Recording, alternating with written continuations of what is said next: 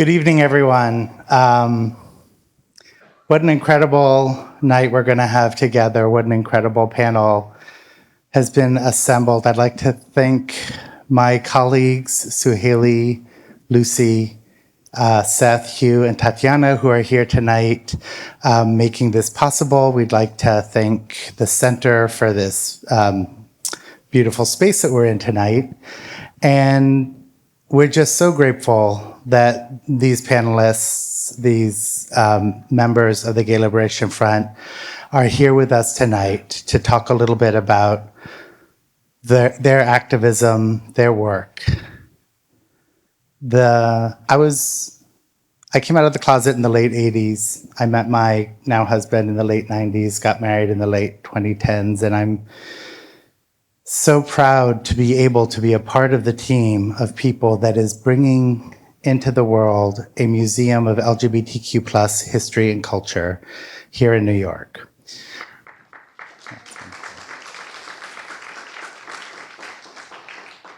We are working with partners all around the city and around the country currently to present programs like the one you're at tonight, in person and virtually. We have our traveling exhibition, Queer Justice, that we created with Lambda Legal, that is open in Dallas right now, and we'll go to Washington, D.C. next. And in 2027, we expect to open the physical museum at the New York Historical Society. The New York Historical Society is an incredible partner. One of their curators is here with us tonight, Rebecca, if you want to stand up. We're so grateful to Rebecca Klassen and the incredible work that she's done at the New York Historical Society, helping to facilitate queer history exhibitions there. And we're so excited about the chance to work together with that American History organization as a new American History Museum focused on LGBTQ plus history and culture. We hope that all of you will come join us at the opening in 2027. All of the privileges and freedoms that I've been able to experience as an openly queer person in the United States through the course of my life have been because of the work of activists and advocates who came before me, who were working while I was a young person or before I was born. The panelists tonight are a big part of the reason that me and my colleagues are able to live the queer lives that we live today. And I know there are many more of you in this room who participated in the movement for LGBTQ plus liberation, who have worked to document our histories. I'd like to acknowledge our new board member, John D'Amelio, who's here in the room. John, if you want to wave your hands. Sitting next to Jonathan Ned Katz. I mean, to just have the people assembled in this room who have played such an important role in documenting and preserving the stories of our community. And for us to be able, as a museum, to bring that into a new form, in the form of exhibitions and museum programs, is beyond a privilege. It is a dream realized. So I will stop preventing you from hearing from the people we're all here to hear from tonight. And I would like to introduce our moderator, Sean Smith-Cruz, who's a coordinator at the Lesbian History Archive, and who'll be coordinating this incredible panel and conversation tonight. Thank you all so much.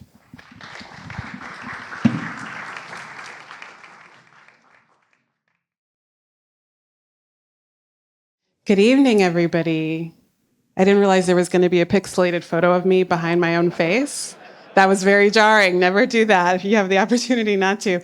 So I'm so excited to be here to participate in the moderation of this panel. And everyone's heard the rumors that it's a very long panel. So I'm not going to speak for a long time because, as Ben mentioned, we want to get to the people. But I do want to say that being a part of New York City's queer history as a native New Yorker has been a center of my life as a coordinator at the Lesbian History Archives. And I had Flavia as a professor, and she taught me all of the names of the people that we're about to hear from tonight. So it's that circle moment when you are meeting your heroes over and over again. That's been the last 20 years for me, being a coordinator at LHA. So I'm very grateful to be here, and also working with CLAGS as a board member there as well, and getting to meet the scholars, the scholar activists that are here. So what I'm going to do is I'm going to introduce you to who you're going to hear from tonight, give you a little snippet of who they are in relationship to the organization, and then we're going to have everyone come and sit here, not individually, not together, and one chair where Flavia is sitting to give their piece. And then we'll have a panel of where everyone returns. So that's the order of things. There will be a break, so you'll be able to stretch your legs. And we really want to get to you as well. So we want there to be opportunity for conversation. So let's get it started. So to make sure you're in the right room, we are here to celebrate the Gay Liberation Front in its 55th year of celebration. So give it a round of applause. 55 years old. She's young. And to that end, we're going to hear from its current board members, and they will say, so I'm sort of going to read to you who you'll hear from. So you're going to hear from Perry Brass, who is the president. You can give Perry a round of applause. Perry's going to explore the revolutionary media landscape. And as an editor of GLF's pioneering newspaper, Come Out, it is a publication that gave voice to the movement, and he's going to talk about how it spread its radical messages. You're also going to hear from its vice president, Mark Segal.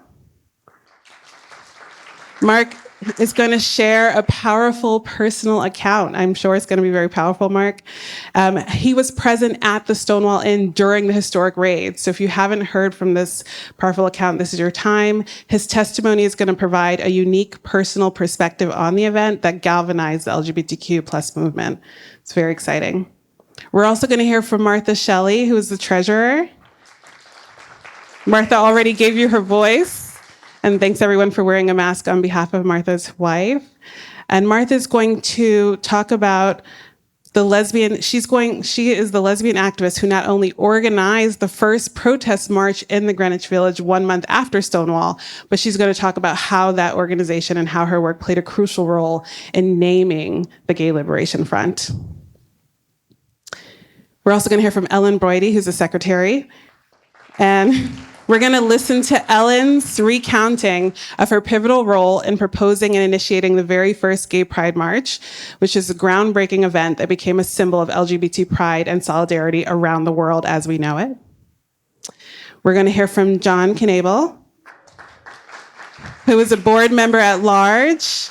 We're going to gain insight into GLF's commitment to inclusivity and intersectionality through John Knebel's stories of meeting with influential figures such as Huey P. Newton and attending the Black Panther Party's Revolutionary People Constitutional Convention. That's exciting. We're going to hear from Mark Horn, who is the current webmaster and board member at large. We're going to learn about the foundational work of Mark in establishing gay youth.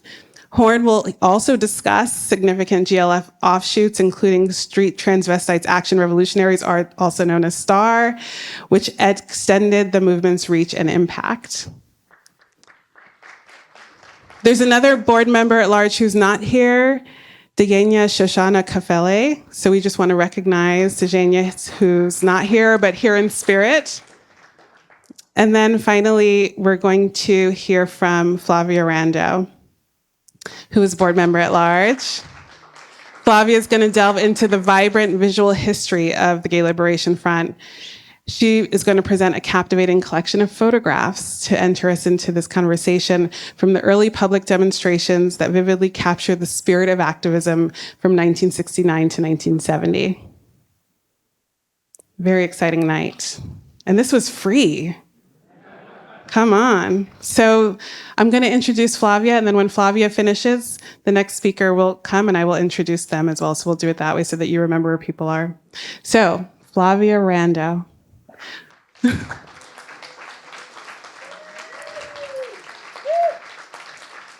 Flavia was a member of the Gay Liberation Front and Radical Lesbians.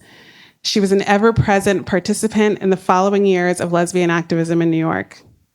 She's become a well-known art historian teaching lesbian, women, and queer studies, including being my professor. She's a coordinator at the Lesbian History Archives, where she inaugurated the Lesbian Studies Institute and has taught a weekly class for over 9 years. Other Institute projects included exhibits, and most recently, by the force of their presence, highlights from the Lesbian History Archives, and that was featured at the New York Historical Society. She's also curated marathon readings and lesbian art auctions and events that have drawn hundreds of community members into the arms of lesbian history. So welcome, Flavia.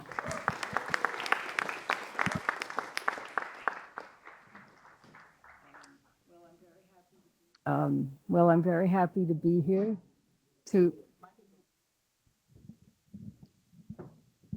Is this better? Thank you. Okay. I'm very happy to be here to help celebrate the 55th anniversary of the Gay Liberation Front. It's almost, unimaginable, but here we are. And to begin my presentation, which will consist of about 100 photographs, very quickly gone through, to give you some idea of the scope of activities and injustices that GLF tried to address. Thank you. Tried to address in the first 2 years of between 1969 and 1971.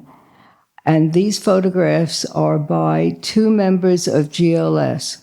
The first, the great photographer, Diana Davies, who was a news photographer. Yeah. And who is now a musician in Northampton. And the other by Ellen Beddoes Shumsky. She used a pseudonym during those years because that's how dangerous it was to be out. And she had gone to France to learn the fine art of photography. And the minute she heard about GLF, she came right back to document what we were doing and to join GLF. Before I begin, I'd like to read a few excerpts from an essay I was invited to contribute to an anthology, Art After Stonewall. So, of course I wrote about GLF. And most of my essay really talks about my feelings about GLF, which is the most important organization of my young life and continues to make such a difference to me. And I'm happy to announce or to comment that it has been translated into Spanish and under the auspices of the Museo Reina Sofia in Madrid. So, nice. Okay. In June 1969, I learned of the Stonewall Uprising, and in a kind of pilgrimage, walked to Greenwich Village to be present at the site of this extraordinary act of queer communal resistance, the first I knew of after almost a decade of living as a lesbian. Shortly afterwards, my lover and I met activist and poet Martha Shelley, who is right here in this room, on the 14th Street Crosstown bus, and heard about the Gay Liberation Front, that she and others were organizing to continue the work of social revolution. A GLF meeting would take place at Alternate U that weekend. Were we interested? my exact words. I have been waiting for this all my life. For those 10 years, I tried very hard as a very young woman to find an activist organization that I could be part of. And it just didn't happen. I could go into a lot of detail about that. As we opened the door to the meeting, if we could have the next slide. Yes, the first group of photographs are of GLF meetings. As we opened the door to the meeting, those gathered there looked up, and I felt something shift. By the time I left, I knew I had found the people I needed, those with whom I would work. Our sense of injustice had been tested, stretched to the breaking point, and we would not back down. GLF had no formal structure or leaders. Everyone had a voice. You could go through those slides, Lucy. Participants included radicals, impatient within the confines of homophile organizations, formerly closeted activists from the anti-war and civil rights movements, young people who had been forced to the streets, and those, like myself, who had never before found their activist community, people who all felt they had nothing left to lose.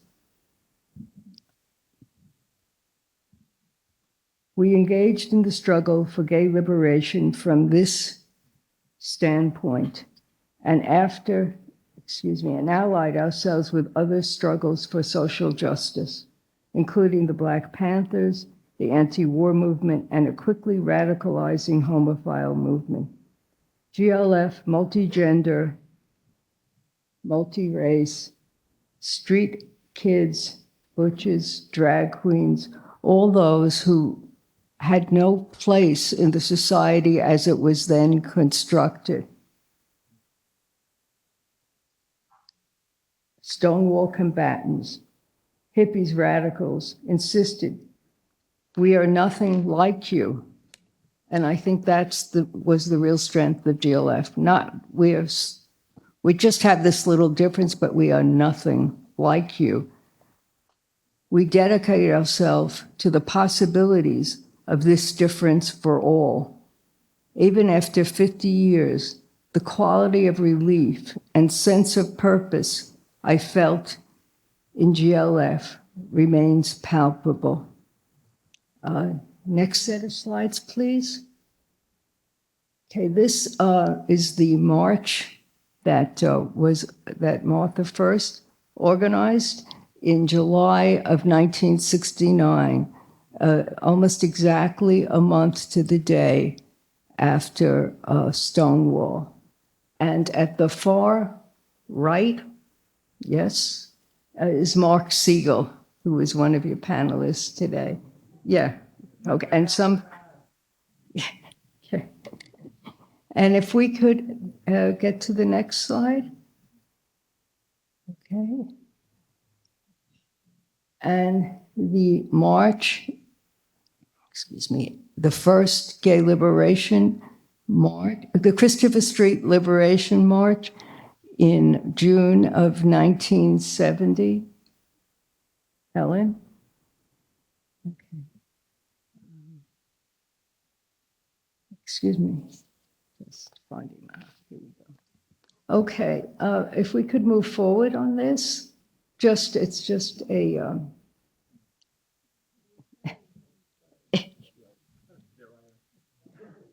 yes, we all agree that's Perry. Okay. Okay, could we pause for a second? The reason this image is so important is because it shows that we were only allowed half the street. At any point, any of those cars could have plowed into us. And we were, at the time, I cannot tell you the kind of risk we felt we were taking, the kind of risk that entailed, and the kind of blur of this photograph, the movement of this photograph really shows how fast we went. So we couldn't believe we had gotten from Greenwich Village to Central Park in, I don't know, less than half an hour. It was fast. Okay. And moving along. I could name so many of these people. Oh, but the one person I will name on the far right is Dejenia, our board member, and this is the very first photograph. I spoke with her to confirm, and this is she was 15 years old in this photograph, and this is the only photograph she knows about to this moment of her at the marches from 1970 to 1972. And it's just kind of thrilling to see it. And also, Peter Hujar and Jim Farrat, who had so much to do with the Come Out poster, which was so important, but was so difficult to make because so few people felt they could be in it. And people ran, and this is from Fran Winant, who is a GLF member, that they ran up and down the street until they found a photograph where the action of 15 or so people would feel like the action of many, many people, and sort of represent the way that we could be present in the world.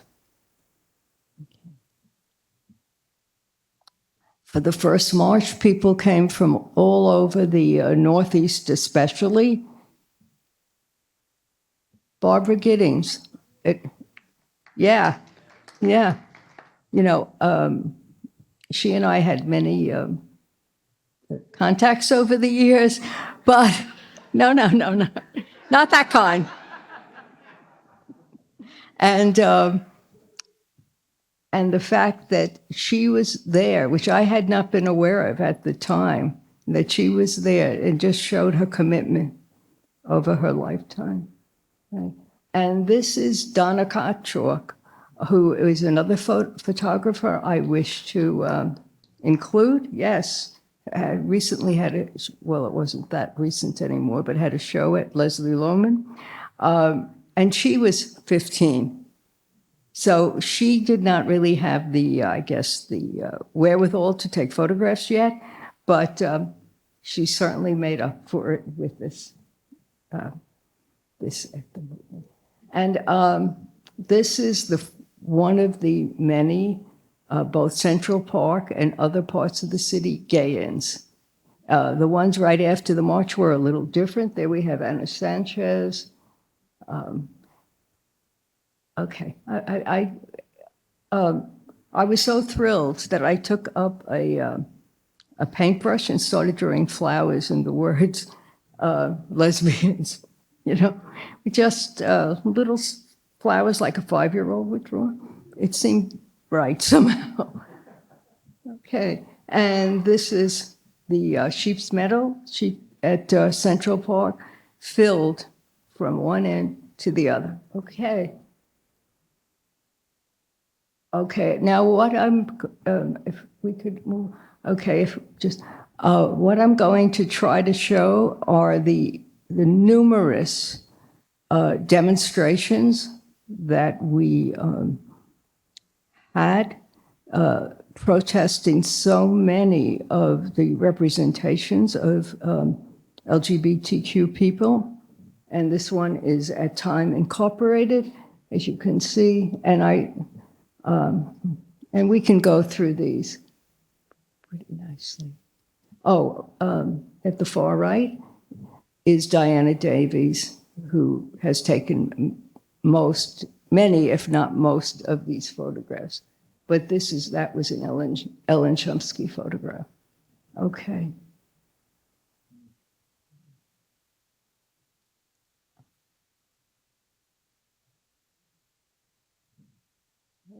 Next.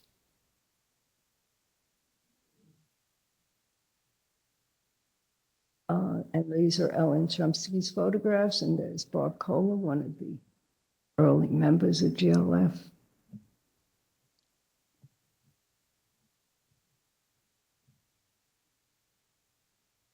The Women's House of Detention, I believe, I can't, just 2 minutes.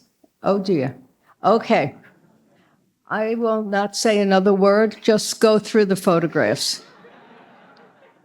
I think they're more important.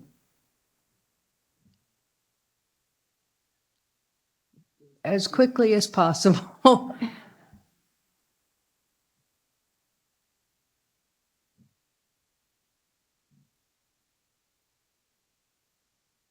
These very young people marching on Times Square. Yeah.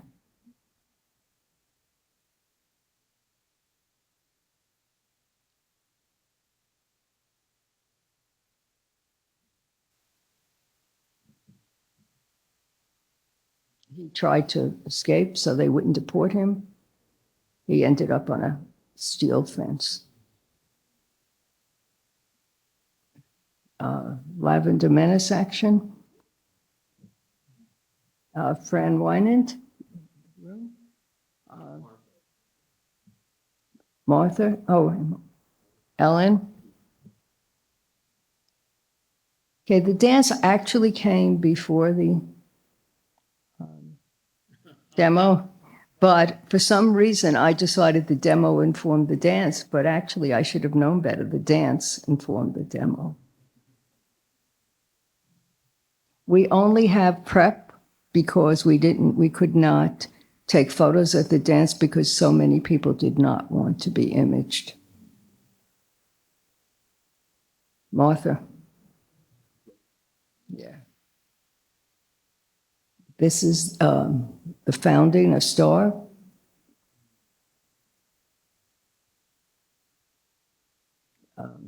Sylvia Rivera and Marcia P. Johnson, which I'm sure you all recognize. Sylvia Rivera. Yeah, Arthur is in the back there. Yeah.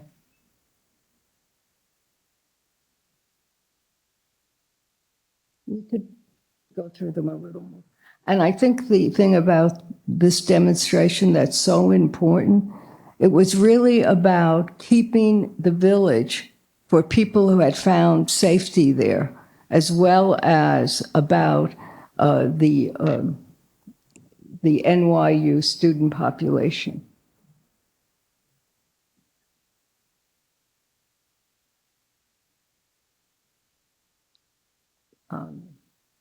Okay, we'll just, shall I? No, I think my time is up. Thank you so much.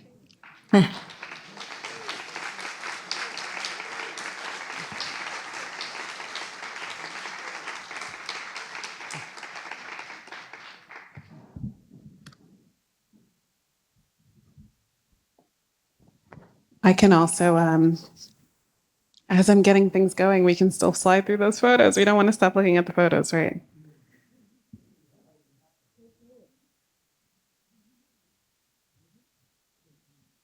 So next to the stage, John Knebel.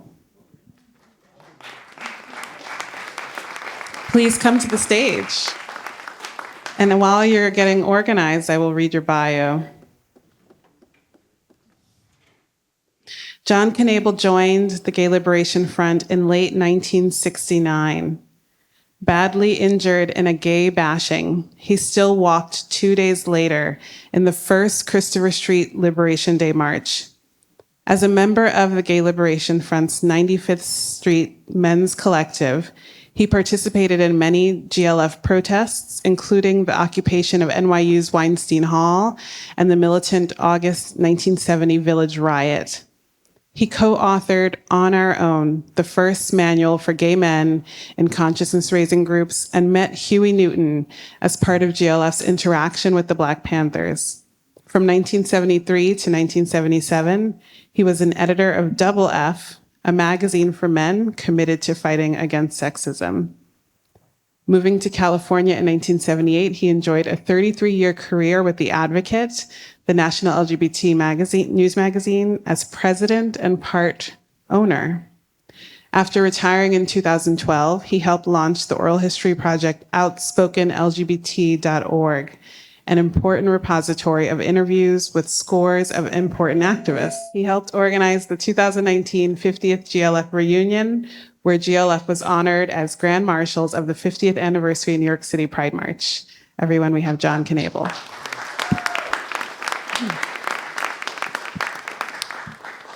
Thank you very much. I wish I had time to talk about all those interesting things.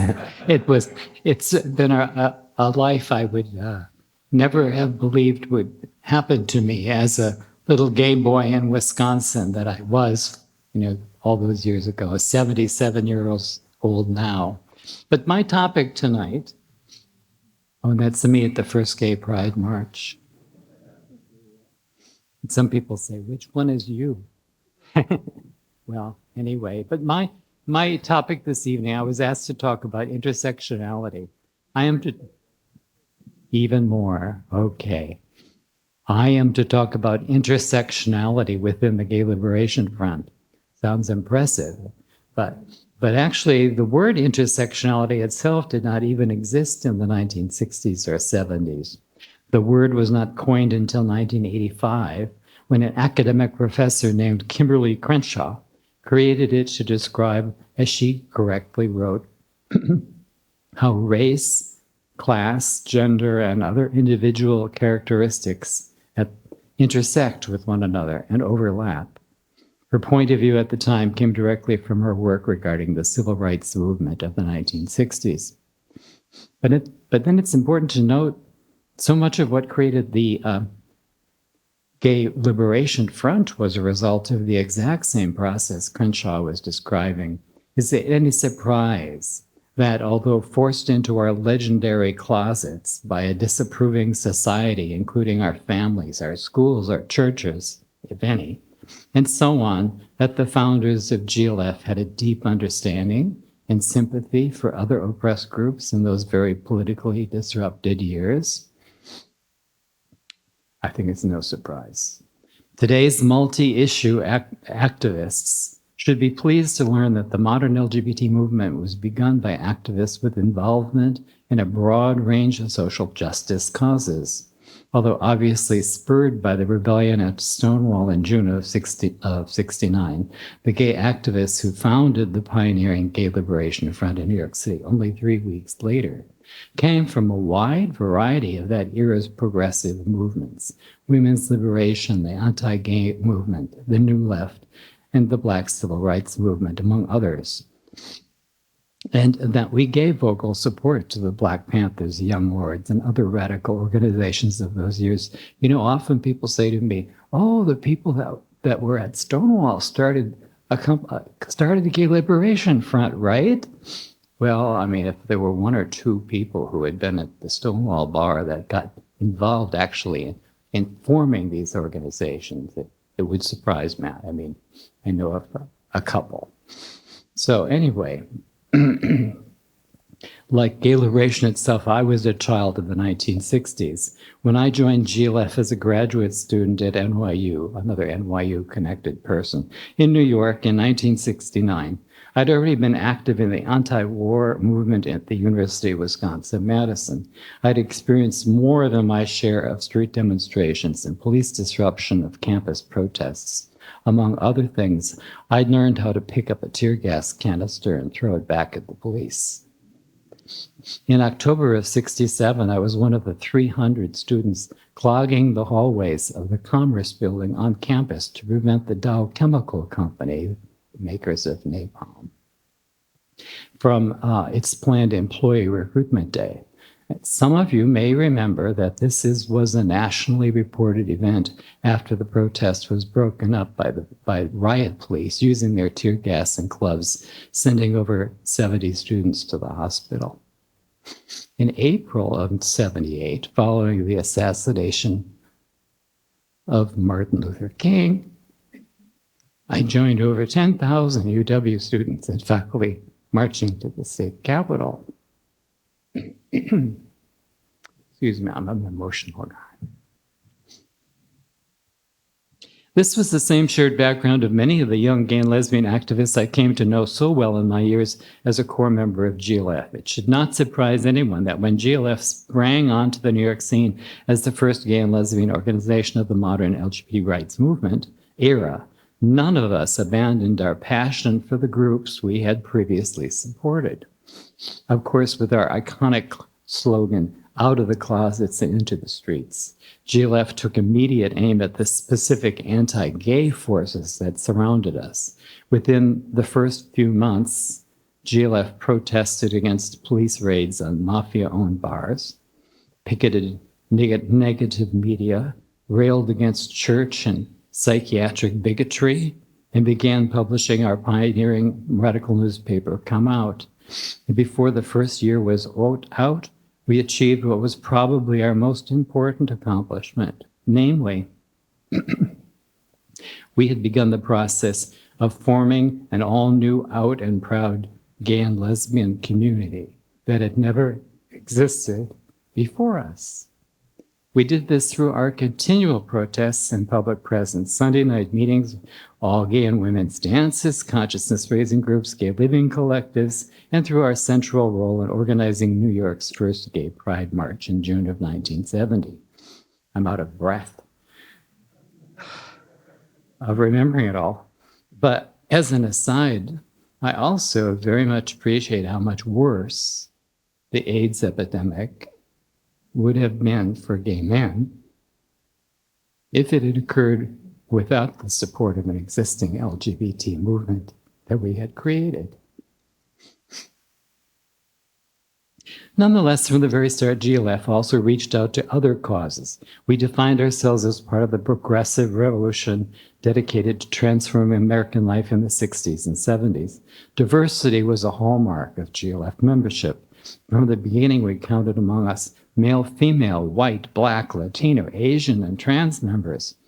We proudly carried our GLF banners at many peace marches on the streets of Manhattan. We bussed to attend large anti-Vietnam War moratorium events in Washington, D.C. In November 1969, we voted to donate meager organizational money to support the Free the Black Panther 21 appeal. We attended the first Earth Day celebration, and in May of 1970, lesbians from GLF pulled off the famous Lavender Menace action challenging the homophobia of the National Organization for Women. For my part, in August of 1970, I was one of 3 GLF members put forward to meet with Huey Newton at his invitation to discuss organizing joint demonstrations between GLF and the Black Panthers. This was an amazing event I will never forget. Our conversation took place following a televised press conference Huey Newton held with national news reporters in the living room of Jane Fonda's Upper East Side apartment, where she was staying he was staying while in New York. We 3 GLF members sat quietly in the back for this. After the press conference, Huey disappeared for a few minutes to take a shower after being under the hot camera lights of those days, and then joined us in Jane Fonda's dining room table, wearing only pants and carrying a towel he was still using to dry himself. Needless to say, Huey was an attractive man. And we wondered if he had done this on purpose. But a serious conversation around the table followed. He told us how he had learned a great deal about their lives from fellow prison inmates who were gay. He had just been released after 2 years in prison. Now free at last, he had just released a public statement entitled A Letter from Huey Newton to the Revolutionary Brothers and Sisters about the Women's Liberation and Gay Liberation Movements. This statement is considered the first pro-gay, pro-feminist proclamation to come out of radical Black civil rights movement. And in it, Huey Newton asked Panthers to confront their prejudices and re-examine their attitude towards women and homosexuals. In the section on gay rights, he stated, We Panthers have not said much about the homosexual at all, but we must relate to the homosexual movement because it is a real thing. And I know through reading and through my life experience and observations that homosexuals are not given freedom and liberty by anyone in the society. They might be the most oppressed people in the society. This is from Huey Newton. Later in the letter, he said, "There's nothing to say that a homosexual cannot also be a revolutionary." And maybe I'm now injecting some of my prejudice by saying that even a homosexual can be a revolutionary. Quite the contrary, maybe a homosexual could be the most revolutionary.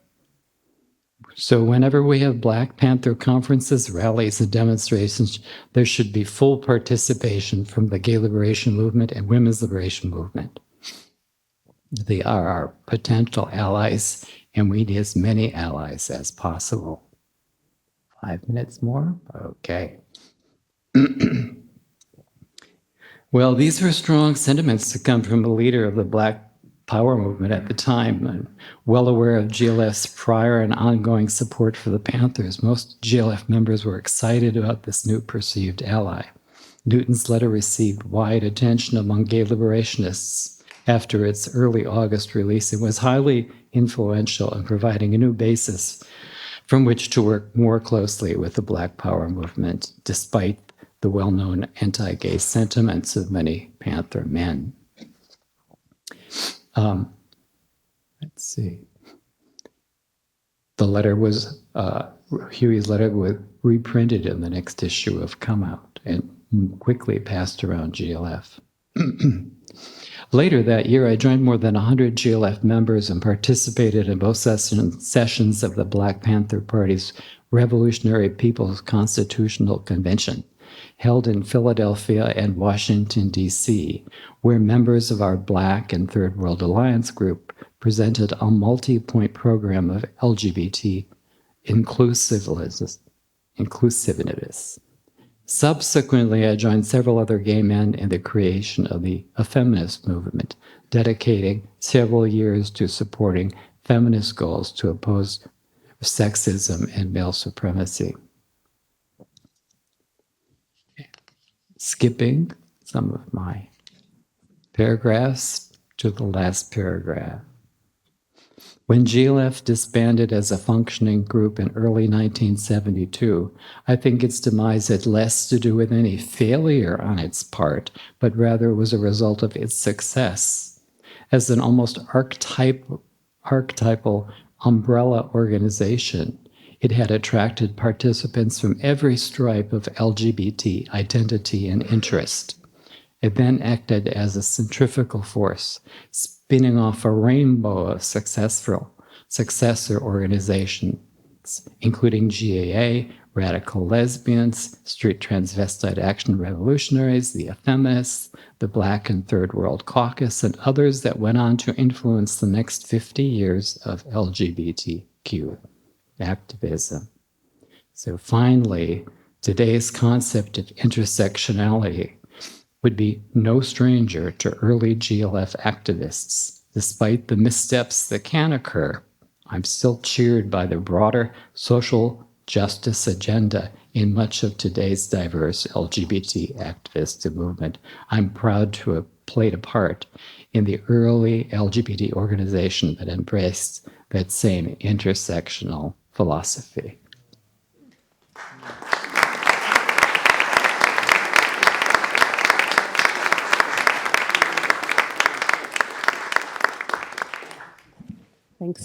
Thanks so much, John. Next, we have Martha Shelley. Martha Shelley was the public spokesperson for New York Daughters of Bilitis from 1967 to 1969. Immediately after the Stonewall riots, she called for a protest march and helped organize it. One of the founders of the Gay Liberation Front, she wrote for and typeset the GLF newspaper, Come Out, and hawked it on the streets. I love this bio. It has like punch words in it. She helped organize and participated in many other actions, including the occupation of NYU's Weinstein Hall. From 1972 to 1974, she produced the world's first radio show, Lesbian Nation, for WBAI FM. In 1974, she moved to Oakland, California, worked with the Women's Press Collective. Her essays, poetry, and stories have appeared in numerous magazines and anthologies. She's the author of 4 books of poetry, Crossing the DMZ, Lovers and Mothers, Haggadah, and Released from the Wheel, and a trilogy about Jezebel, Queen of Israel, and her lesbian physician. Her most recent work is available at ibisupublications.com. Welcome, Martha Shelley.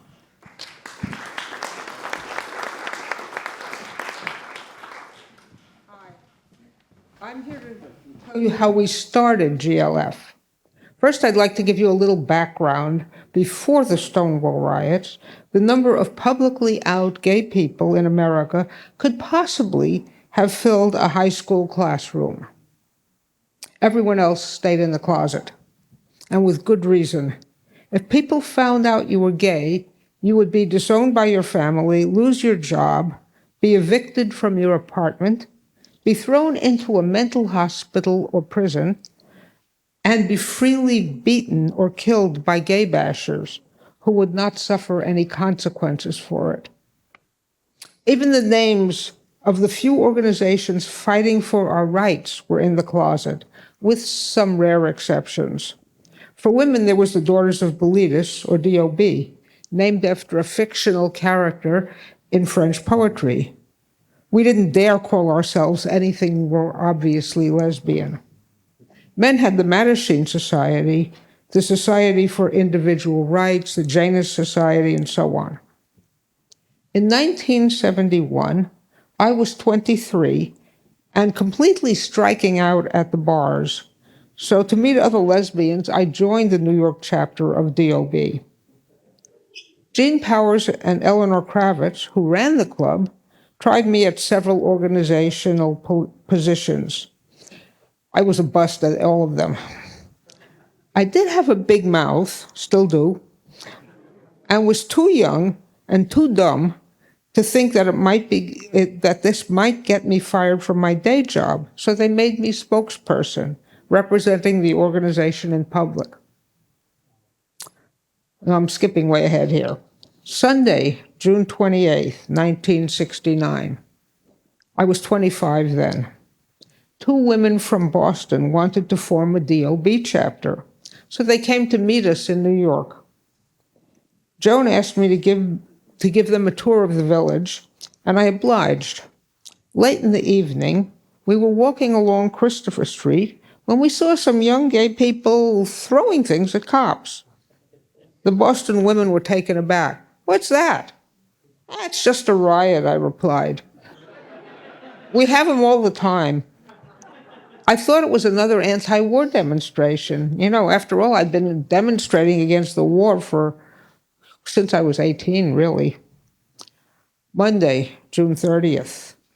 I opened the New York Times and read that those young people were gays, and the place we'd passed was the Stonewall Inn, a gay bar.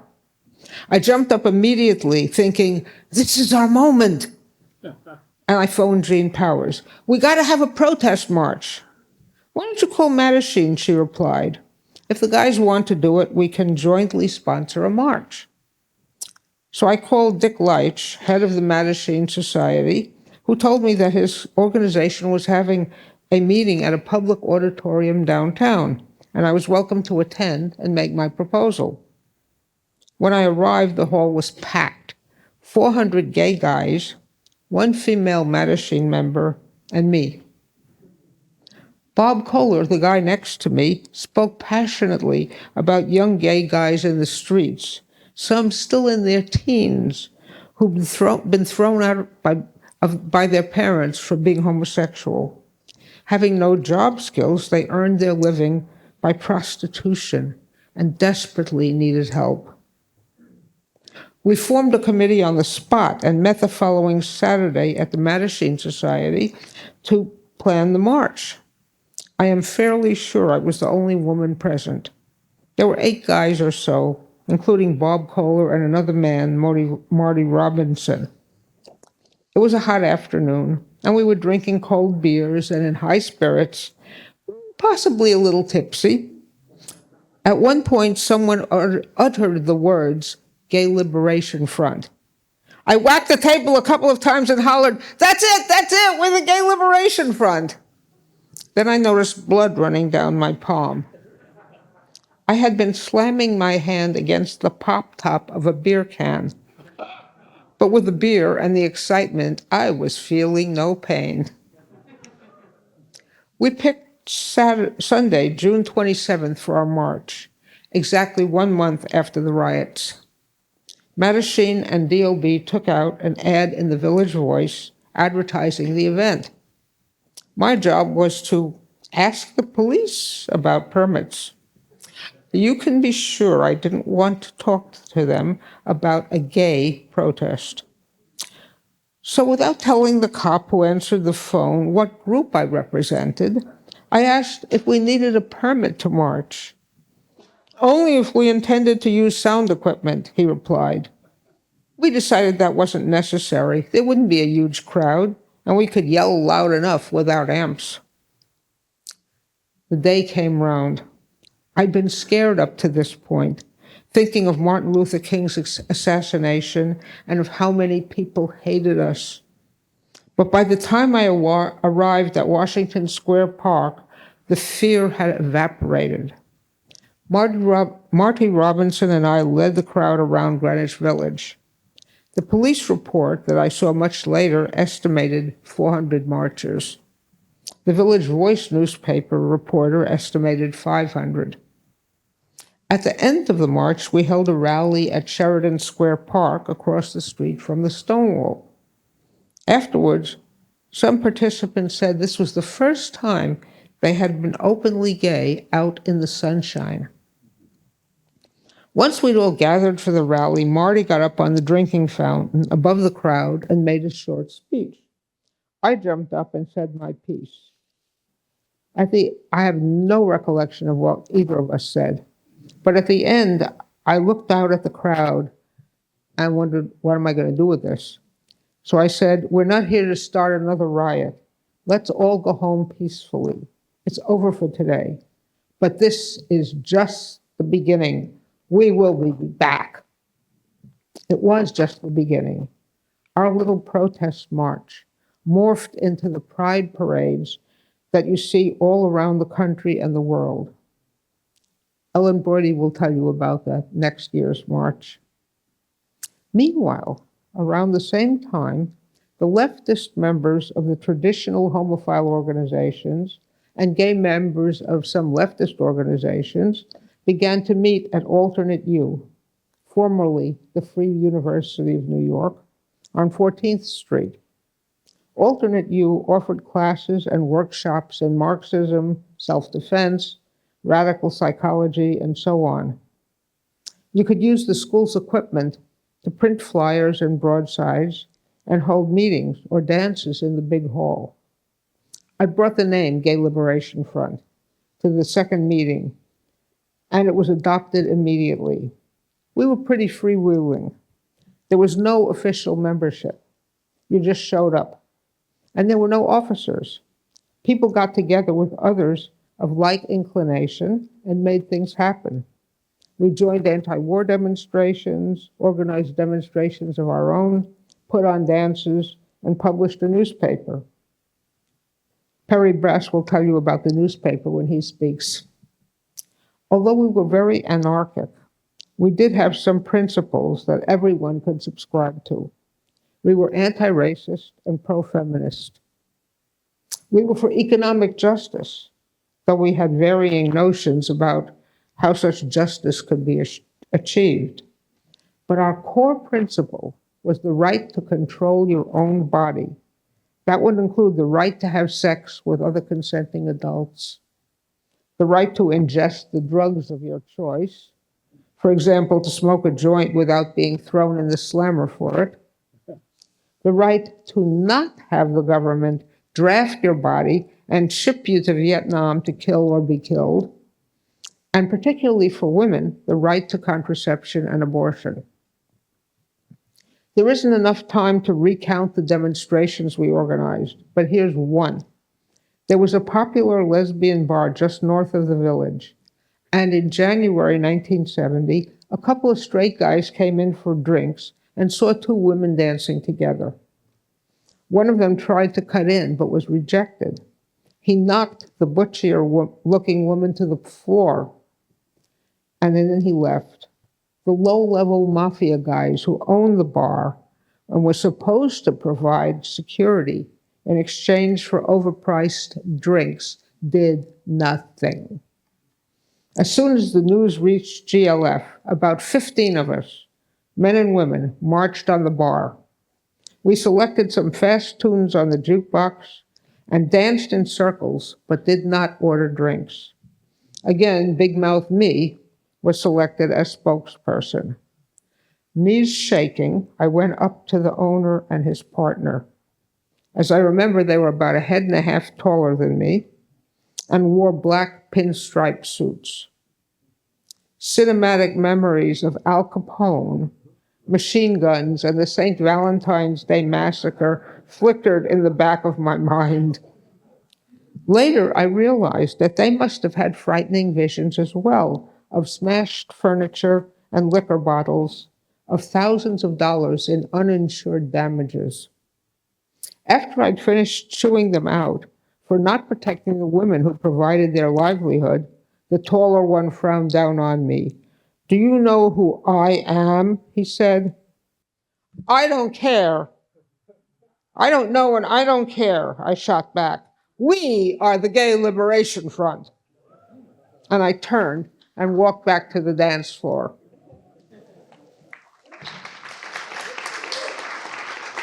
Next, we have Ellen Brody. Coming to the Gay Liberation Front from NYU's Student Homophile League, Ellen has a perspective on both the pre-Stonewall and the pre-Gay Liberation Front movement for lesbian and gay liberation.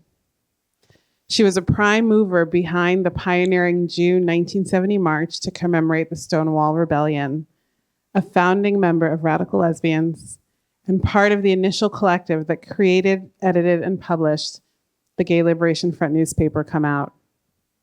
During her time in GLF and Radical Lesbians, Ellen participated in many significant actions and events, including protesting Time magazine's negative coverage of the LGBT community, the occupation of NYU's Weinstein dorm, the Lavender Menace action at the Second Congress to Unite Women, and the events that occurred at the first all-women's dance.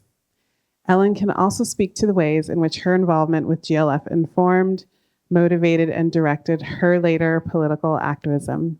Welcome, Ellen Brody.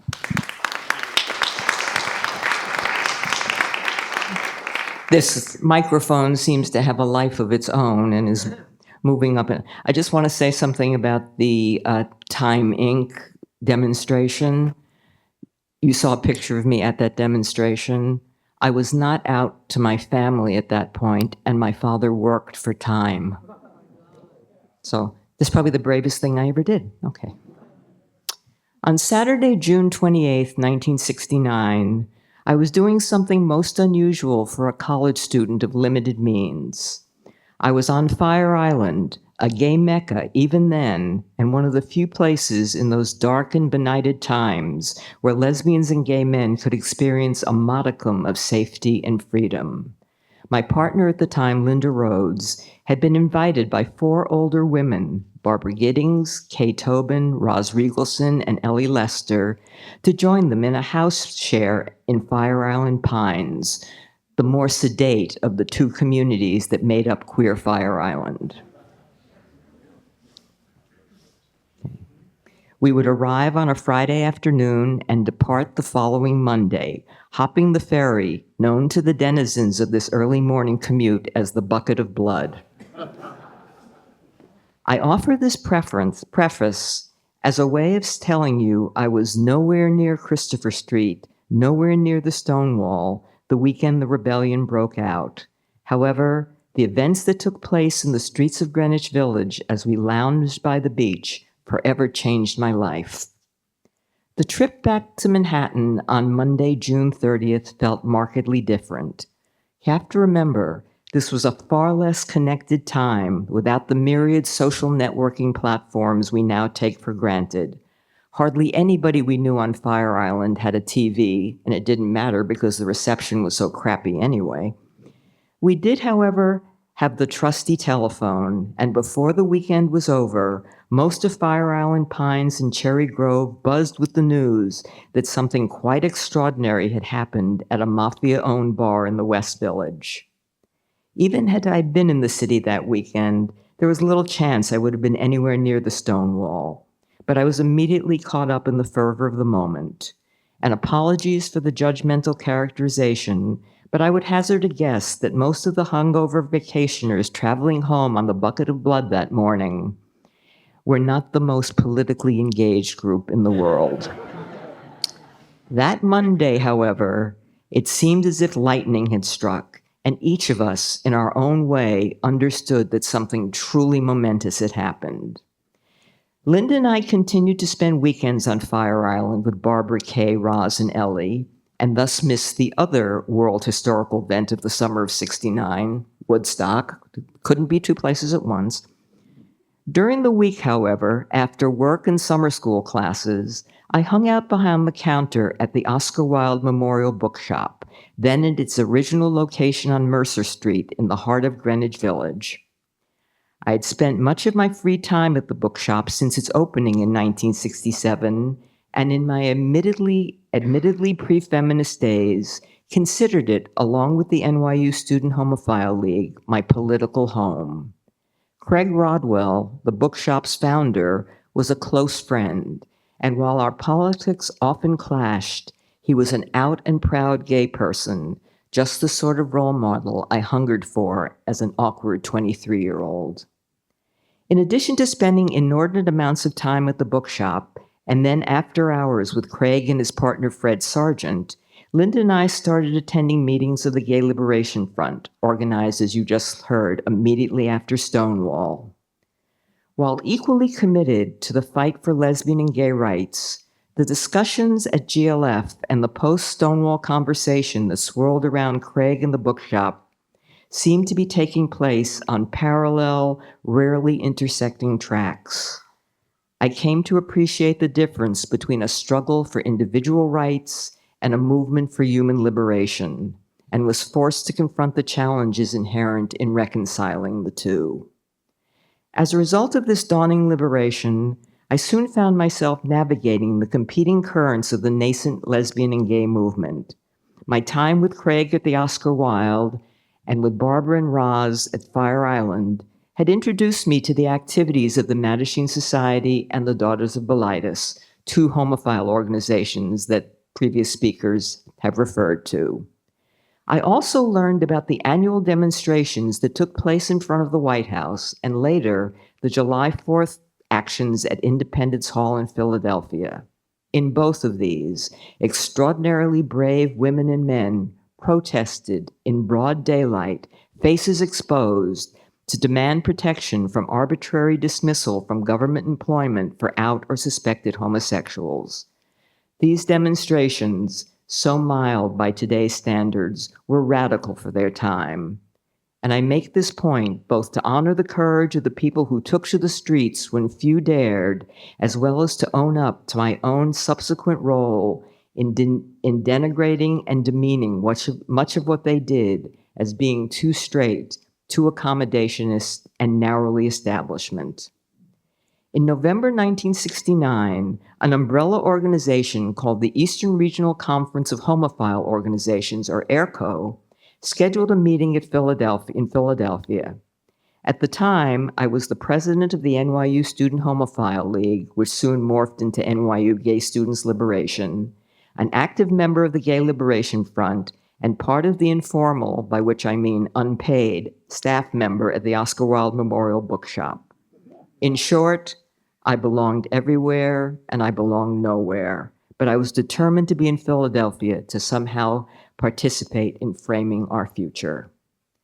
But then, in the middle of what started out as a simple get-together with friends, I was handed the opportunity to play a small yet pivotal role in our history.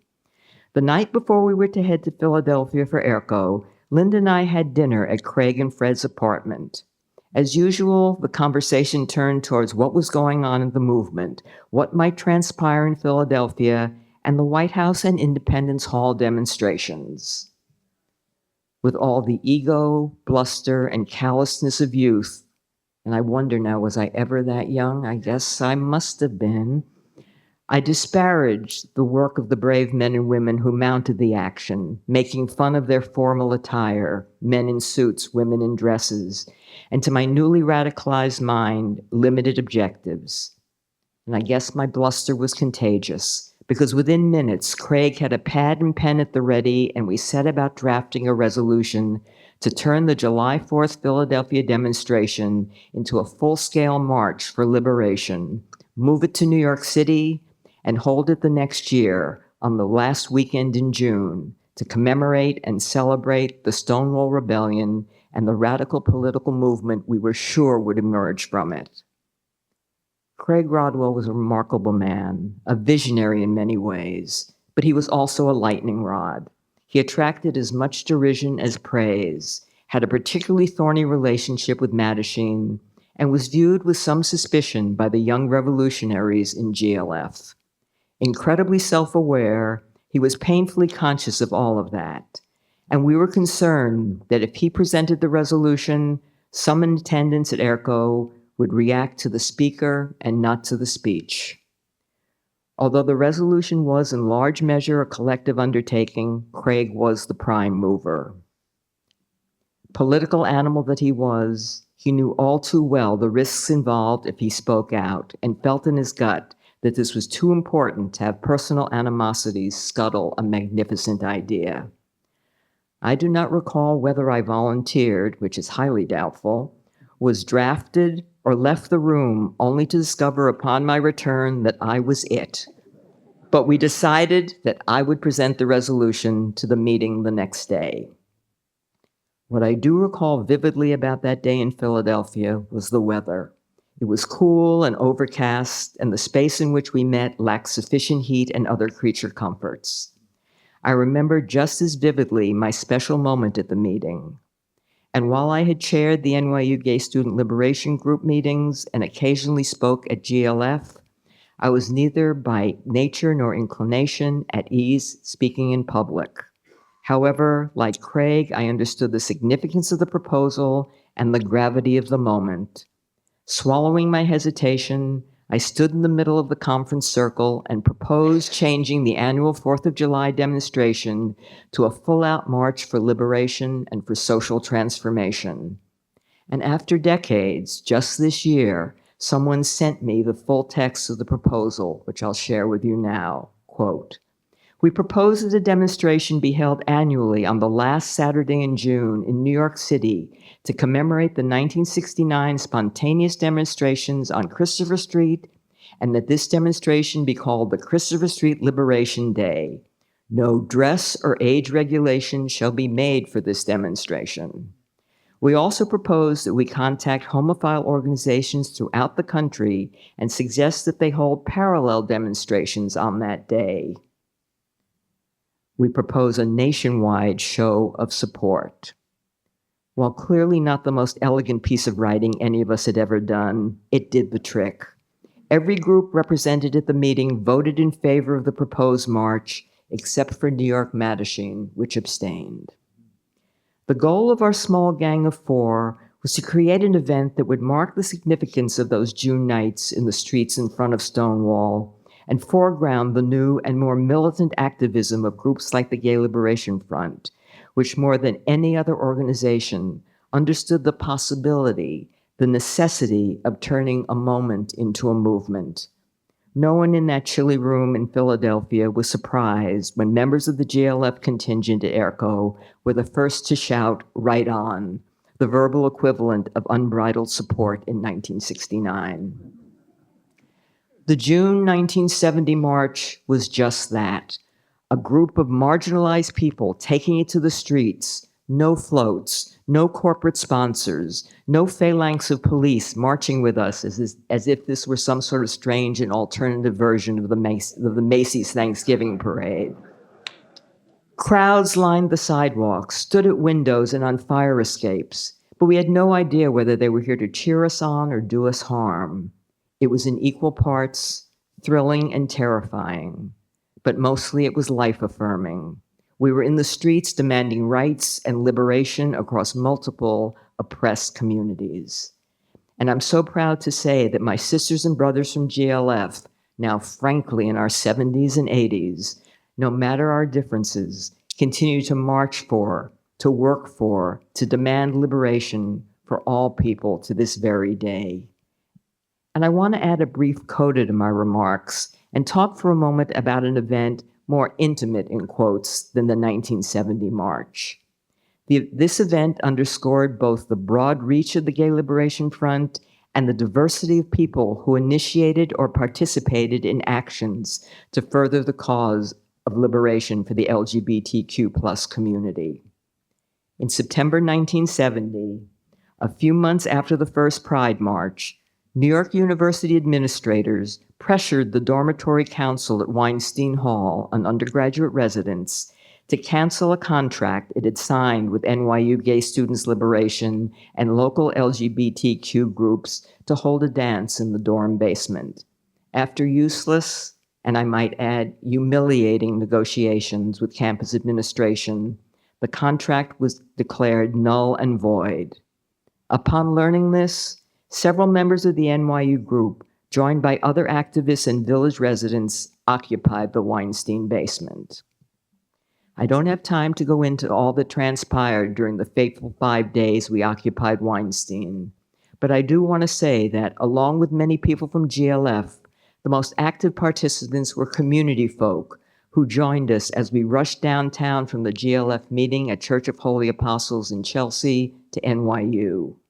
Noteworthy among this fearless crowd were Marsha P. Johnson and Sylvia Rivera, who during their time occupying the dorm formed STAR, Street Transvestites Action Revolutionaries, one of the most powerful and desperately needed groups to emerge as an integral part of the progressive movement GLF had spurred. And thank you for joining me on my walk down memory lane, and I look forward to your questions and your comments.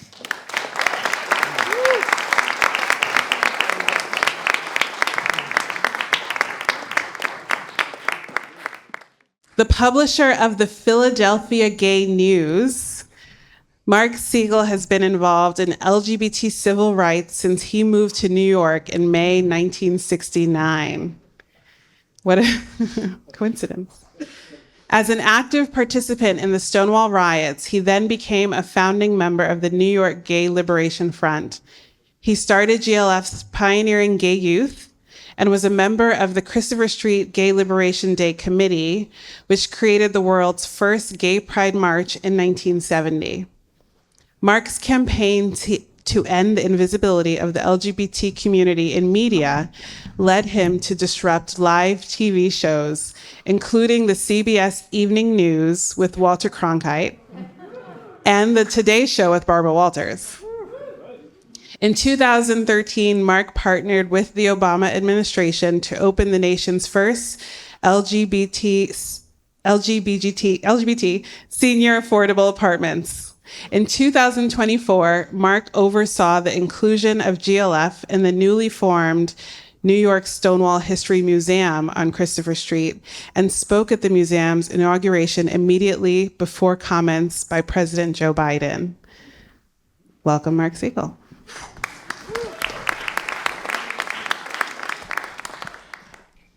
I hope you've been as amazed as I have been by listening to my brothers and sisters as they've been talking. And it just amazes me that all of this came out of the most dysfunctional organization that has ever existed in the LGBT community. And that dysfunctionality was magic. And it was the magic that I was looking for when I was a little gay boy growing up. And as she sort of said, like choked on the term 1969. It was like years ago, prehistoric. I was born in 1951, meaning I grew up during the 1950s and 60s. And around the age of 13, I began to notice certain things. I noticed particularly when the Sears catalog got delivered and all my friends were looking at the women in their bras and panties. And I was looking at the guys in underwear. And so I sort of figured out at that point, I'm different than everybody else. And I also knew I couldn't talk about it. And I couldn't figure out why I couldn't talk about it. And so in those days, there was no social media, no internet, no cell phone. It was prehistoric. So you went to a place called the library. And you went looking to try to find out who you were. At least I did. And I found about 5 books, and they were all in various departments. They were in the religious department. They were in the criminology department. They were in the psychological department. So as a 13-year-old boy, what did I learn about myself? Or what did society try to teach me about myself? That I was immoral, illegal, and psychologically unsound. Somehow, and I think it's thanks to the magic of my grandmother, Fanny Weinstein, I didn't feel that way. And I didn't understand why I didn't. And I thought, growing up in Philadelphia, a city of 1.6 million people, that I was the only one. Luckily for me, late one night, when I had to have been 17 years old or so, I turned on Channel 12, probably 11:30 or 12 at night, and there was a show called The David Susskind Show. And he had 3 live, real homosexuals on. And it amazed me. And one of them said, well, we live in this place called Greenwich Village. Well, at 18 years old, the minute I graduated high school, where do you think I moved to? I got my grades in, came up 90 miles from Philadelphia, moved into Sloan House YMCA on 34th Street. And then the next thing to do was, okay, where's Greenwich Village? And then, okay, I got on the subway, got off at 4th Street, and which way to the gay folk? After all, there's no neon sign saying this way to the gay folk. But eventually, as most of you know, from 4th Street, Christopher Street isn't very far. And I found Christopher Street, which was, in those days, the heart of the gay community.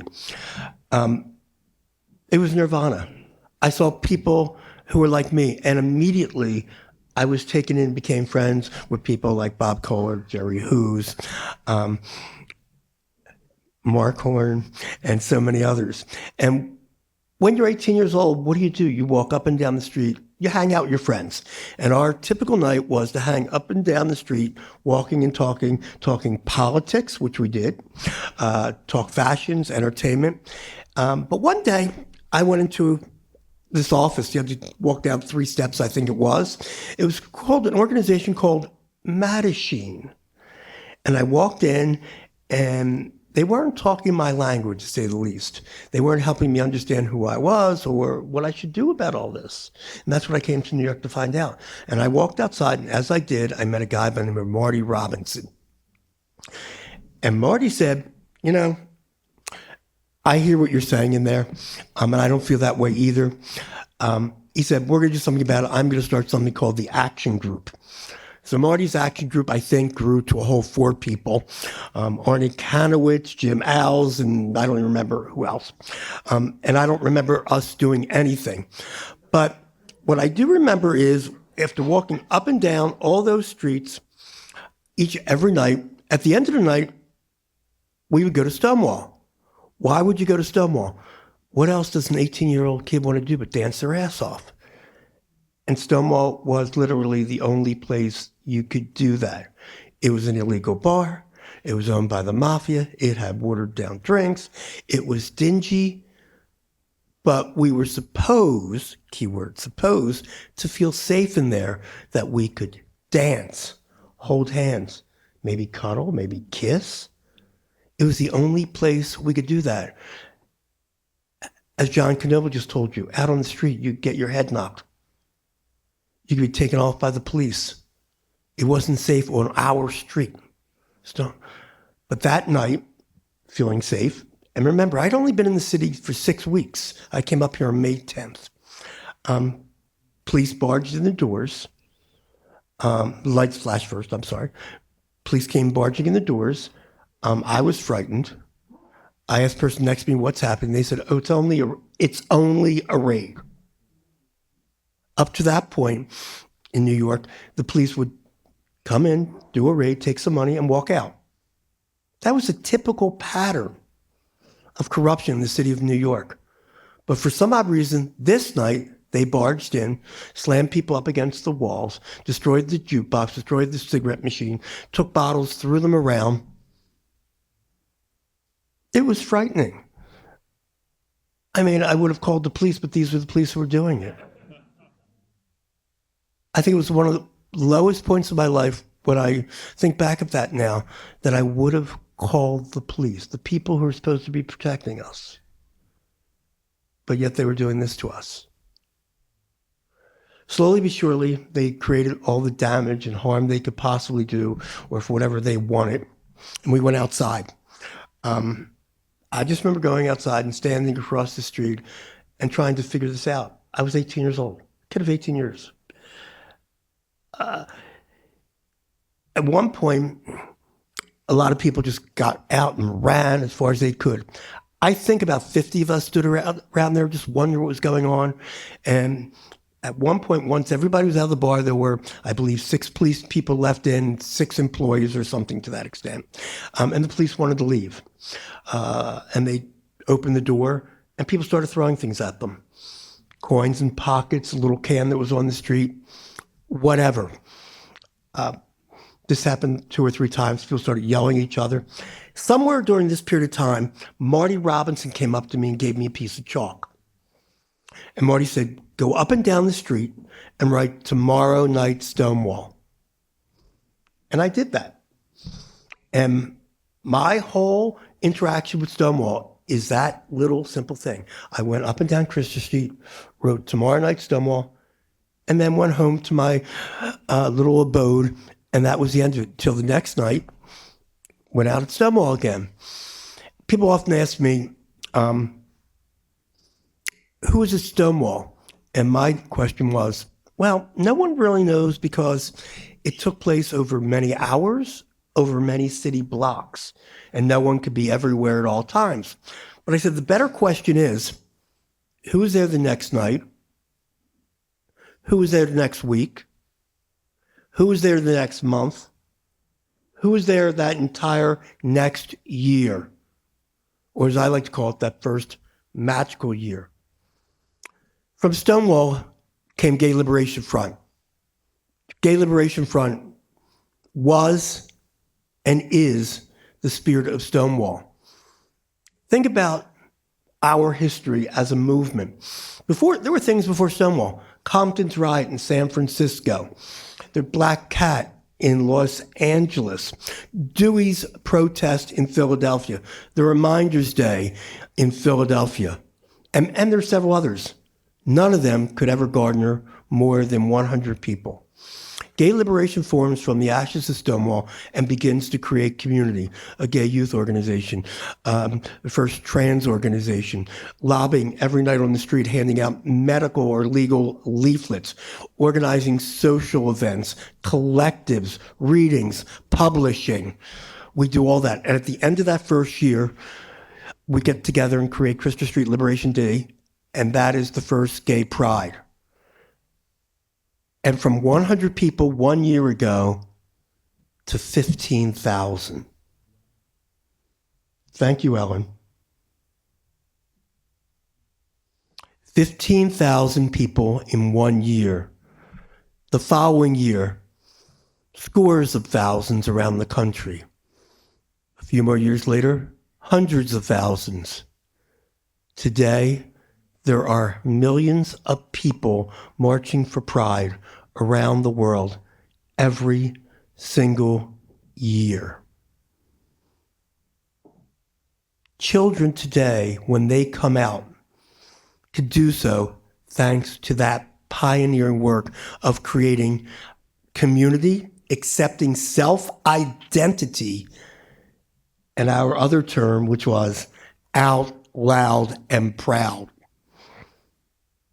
So as for me, I left New York, well, step back a little. My luck was to create Gay Youth Inn as part of GLF. And my biggest memory of that was we put a 24-hour, 7-day hotline in my apartment at the time, which then was Avenue C and 12th Street. And so I would pick up the phone most nights and talk people down from either committing suicide or helping them to come out or dealing with bullies or whatever. It came upon me one time that I realized I was doing all this and I still hadn't come out to my own parents. So I decided to call my parents on the phone, being very brave. And my father picked up the phone and I said, Dad, I'm gay. He says, yeah, I know, talk to your mother. My mother gets on the phone and I said, Mom, I just wanted to let you know that I'm gay. And it's silent for a long, long while. And so I go, Mom, what's wrong? She says, I'm just concerned about you that when you get old, you'll be alone. To which I would say right now, Mom, I'm definitely old.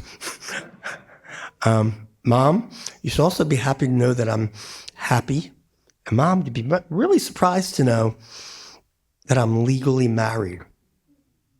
None of that would be possible without what GLF started. None of it. And I sort of like can connect the dots now and understand how each of us have learned. My brothers and sisters in GLF, whether they knew it or not. Now I know, looking at them and looking at me, I was like one of the younger ones. So I didn't go to university. I went to Gay Liberation Front. It was my school and it taught me because I understood being out loud and proud what that meant. I knew at that point that I had to take pride in myself and the community we were developing. So how did we do that? GLF had done the demonstrations against Time magazine. And we were getting to people by doing our gay pride marches, but we weren't reaching the masses. And I saw this thing as called television. And it seemed to me that that might be the way we should go. And in the early days, you know, we weren't on TVs, magazines, and radio. We had to sort of force our way on. And so I wrote the networks a few letters, said, hey, why don't you meet with us? We want to talk about the way you portray us and putting us on the news and so forth. They didn't respond. So therefore, with 2 minutes to go, I'm told, I started disrupting television shows. And the reason that. So Walter Cronkite was the most trusted man in American news. And so in those days, there was no social media. If you got your news, you most likely got it from TV news, and the place you got it was from Walter Cronkite. That night, in 1973, 60 million people were watching that when I stormed onto the set, held that sign which said gays protest CBS prejudice, and was wrestled to the ground. And 7 minutes of CBS TV went blank. And I'm told I only have 2 minutes. So with that, I say, thank you.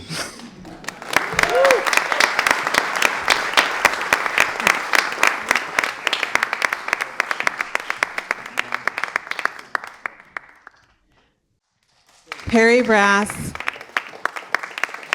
is an author and activist and has been a longtime speaker on LGBTQ history, politics, relationships, writing, and literature.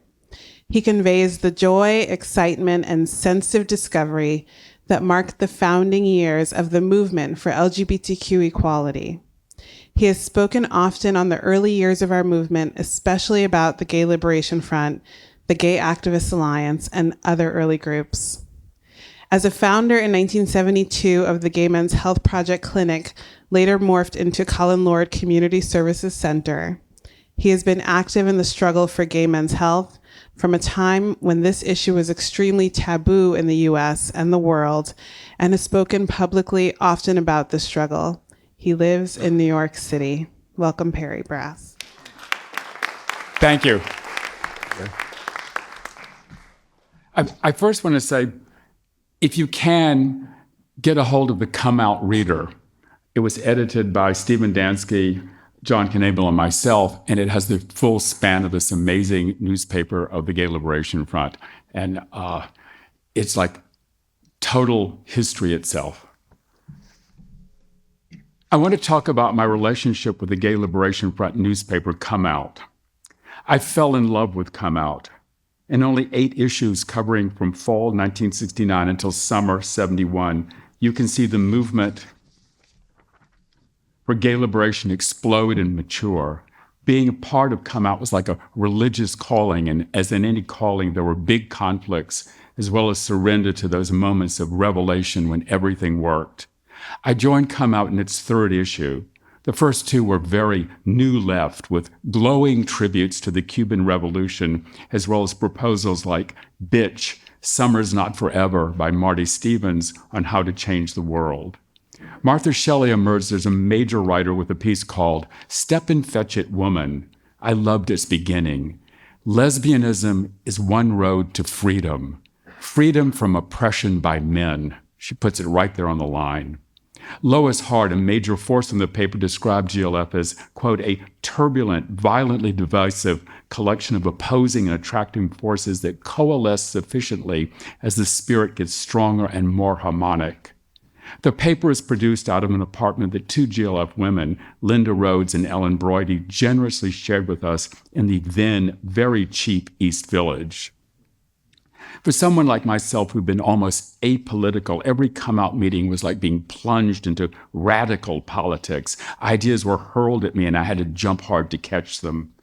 Come Out was run as a collective, but Lois and her lover, Suzanne DeVere, were the pillars behind it, especially Lois, who had to convince me that all men oppressed all women, and as revolutionaries, we should refuse no act of rebellion against patriarchy.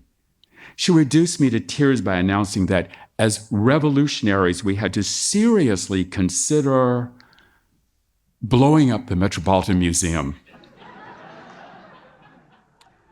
a bastion of male art. Those artists didn't conspire against women, I cried. Lois disagreed and then added we should also consider blowing up the Metropolitan Opera. Since opera was an upper-class pastime, I argued that in New York, not just the upper class went to the opera, it all depended on where you sat. The 3rd issue had an intensely moving account by Alan Warshawski on the famous Snake Pit Raid, when a desperate illegal alien named Diego Vinales jumped out a 2nd-story window to escape the cops, impaling himself on a wrought iron fence spike below. Warshawski wrote, a young man impaled on an iron fence became a macabre but powerful symbol of the oppression of homosexuals. The 4th issue had one of our signature pieces, Woman Identified Woman, signed only by radical lesbians. It became a core piece on the role of lesbians in the women's movement. There was also Stephen Dansky's Hey Man, which years ahead of Toxic Masculinity declared that gay men foolishly exalted the masculinity of our straight oppressors. I felt in awe of these pieces. I took a short trip to Toronto during issue 4. Toronto had become a hotbed of American anti-war activities, and I interviewed 2 gay American men who fled to Canada rather than come out as gay, which would have excluded them from military service in Vietnam. I brought the piece back to the collective and had to argue with Lois about it. She felt the piece was totally male. I didn't interview any women in Toronto. I said that the issue of American gay men seeking shelter in Toronto basically did not involve women. One of the men interviewed said, I would have felt like a complete ass coming out. I had no support at all. The only out I had was fleeing to Canada.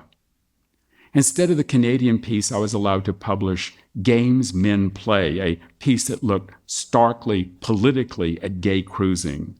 A popular book of the period was Games People Play about transactional analysis. I decided to riff on the title. Lois again bridled. She felt that the piece just did not target men enough and insisted that Come Out would not publish it unless we changed the title to Games Male Chauvinist Play. I had to give in.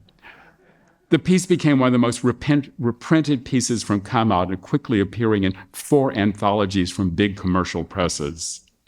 The 5th issue included an account by Martha Shelley of a violent police action in August 1970 following a Times Square demonstration protesting yet more raids against gay bars, like nothing's new. It was called Gays Riot Again, with a group of searing photographs by Pete Rose, a straight professional photographer who gave us his work free. Rose's photographs with no pictures of women in them, even though a small number of women took part, caused a stir. Lois insisted that this editorial comment had to follow Rose's photographs. Steve Rose's photos significantly exclude women's participation. His camera is an extension of his male supremacist vision. Rose was furious. He called me at the Come Out office screaming, "I could have sold those photos to Life magazine. Instead, I gave them to you free, and you screwed me in print." I felt terrible, but I was not confident enough to buck Lois. One of her threats had been, "If you fight me, I'll take every woman off the Come Out staff and leave." It was becoming evident, though, that she did not speak for all women. Pat Maxwell, a very independent woman, published in the 5th issue The Emperor's New Clothes, which looked at art created by closeted gay artists from the viewpoint that these artists were depicting their own queer selves, even if nobody wanted to admit it. The issue also covered the June Christopher Street Liberation Day March, the first gay pride parade in the world.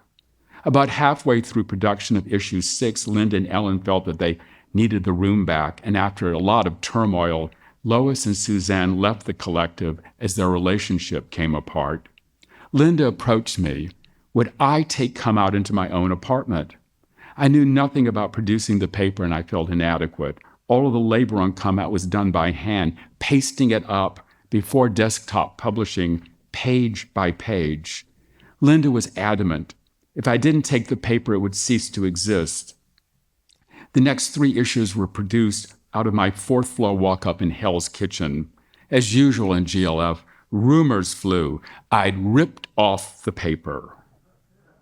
I was now running it all by myself. I had driven the women off. All of this was untrue. There were still women working on it. The cover was by Ellen Shumsky, and many pages covering GLF women and their group Radical Lesbians were still in it. Martha Shelley produced a great piece called Subversion in the Women's Movement that got reprinted and even translated. That issue also had a photo by Donna Gottschalk that 50 years later was reprinted in the New York Times. Third World Gay Revolution, another GLF cell, had a double-page, 16-point platform and program piece that ended with, "We want a new society, a revolutionary socialist society, all power to the people." Soon afterwards, I was approached by a leader of Third World Gay Revolution with a demand. They wanted 1/4 of the next issue of Come Out for themselves. They would create content, and the collective would produce and distribute it with no editorial control at all. We would become puppets of Third World Gay Revolution, which espoused a hardline socialist takeover of the world as a solution to racism and sexism. I felt this shouldn't happen. Collectively, I was supported by Martha, Steve Gavin, Debbie Moldovan, and Roy Eddy, that is the rest of the collective. After I informed the leader of Third World that Come Out would not support their demand, he confronted me at an open GLF meeting. "You're a racist," he spat at me, "and you're the worst of all possible racists because you should know better." I felt very hurt. As a Jew growing up in segregated Savannah, Georgia, I'd witnessed Ku Klux Klan parades, so I had a good idea of what the worst of all possible racists look like. Then Bob Kohler, one of the chief elders of GLF, called me. STAR, Street Transvestite Action Revolution, founded by Sylvia Rivera and Marsha Johnson, decided that they wanted 1/4 of the paper too. Kohler warned me that if they couldn't get it, the Star Girls would set fire to newsstands in the West Village that sold Come Out. Again, I was supported by members of the collective. Star didn't burn anything, but Kohler decided that as a defender of Star, he was now my enemy, and he never spoke to me again. One day I got a call from a man claiming to be with the New York City Police Department. My phone had been published as the office number, so I was used to fielding calls. He asked me if I knew anything about the paper. I told him I did not. Do you know where it's printed and who prints it? No, I don't. Do you know where it's sold? No. Who edits it? I don't know that either. He hesitated and he said, I guess I'm not going to get anywhere with you, am I? Yes, I replied. And he hung up. The 7th issue of the paper carried much about Cuba as it became known that the Cubans were holding gay men in re-education camps, basically imprisoning our own gay brothers down there. Steve Gavin wrote, Is socialism the answer, a rebuttal to those who were convinced that only a socialist revolution would end sexism and homophobia? GLF became divided. Would we renounce Cuba, the model of a socialist country in the Americas, or simply see this government action as part of Cuba's own evolution, confronting it as much as possible? The issue had 2 covers, a woman's cover and a men's cover. There was also an account I wrote about the massive May Day demonstrations in Washington that shut down the Capitol. This account became one of the few in-depth personal accounts of gay May Day, and it's been used by historians that wanted to research this action that ended in the arrests of thousands of people. Issue 8, the last issue, was as revolutionary as ever, with a striking piece about the feminists protesting at New College in Florida when it was headed by Benjamin DeMott, a famous neoconservative homophobe.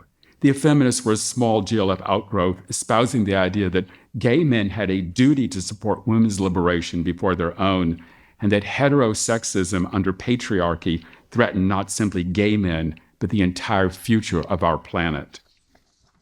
There were photos of a woman's weekend in a piece by Dennis Altman called Coming Out in Australia, but the piece that tore the paper apart was called S&M and the Revolution.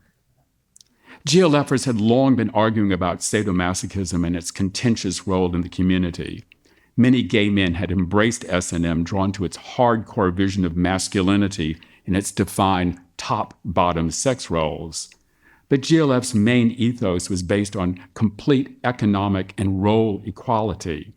All of us were equal. Sexuality, we felt, had to reflect this. Among GLF women, S&M became associated with male supremacy, male as masters, sadists, even rapists. The idea that there were women who practiced and even loved S&M was dismissed. These women had simply internalized their own oppression. GLF would change that. The piece was written by a man known as Larry S., a close friend of Steve Gavin's, who even offered to donate the entire cost of printing that issue, about $400, if we published his piece. Some women and 2 men on the paper were dead set against it, but Steve insisted. Not to publish it, he argued, would be to cower to bourgeois inhibitions, hang-ups he felt too many GLFers from middle-class backgrounds retained. Steve had come from an impoverished Greek immigrant background, and growing up poor myself, I could empathize with him. Finally, I gave in to Steve. We published it. All hell broke loose. I was publicly excoriated for the S&M piece, and after a meeting in which I was made to feel, perhaps rightly, lower than dirt, the collective fell apart. I had devoted so much of my life to Come Out that I felt emotionally destroyed. But I wanted to remember the good parts, the closeness we had putting the paper out, what it meant to tens of thousands of readers. We only printed 3,000 to 4,000 copies of each issue, but we knew that each copy was passed around about a dozen times. Although GLF had folded, the paper itself had outlasted the organization by a number of months, in a time when 1 month could be historic. In truth, it wasn't simply a newspaper, but ourselves in print. As Steve Gavin proclaimed, holding up a fresh copy, "This is history." He was right. Looking at it now, I can only say that there's never been anything truly like it. Thank you.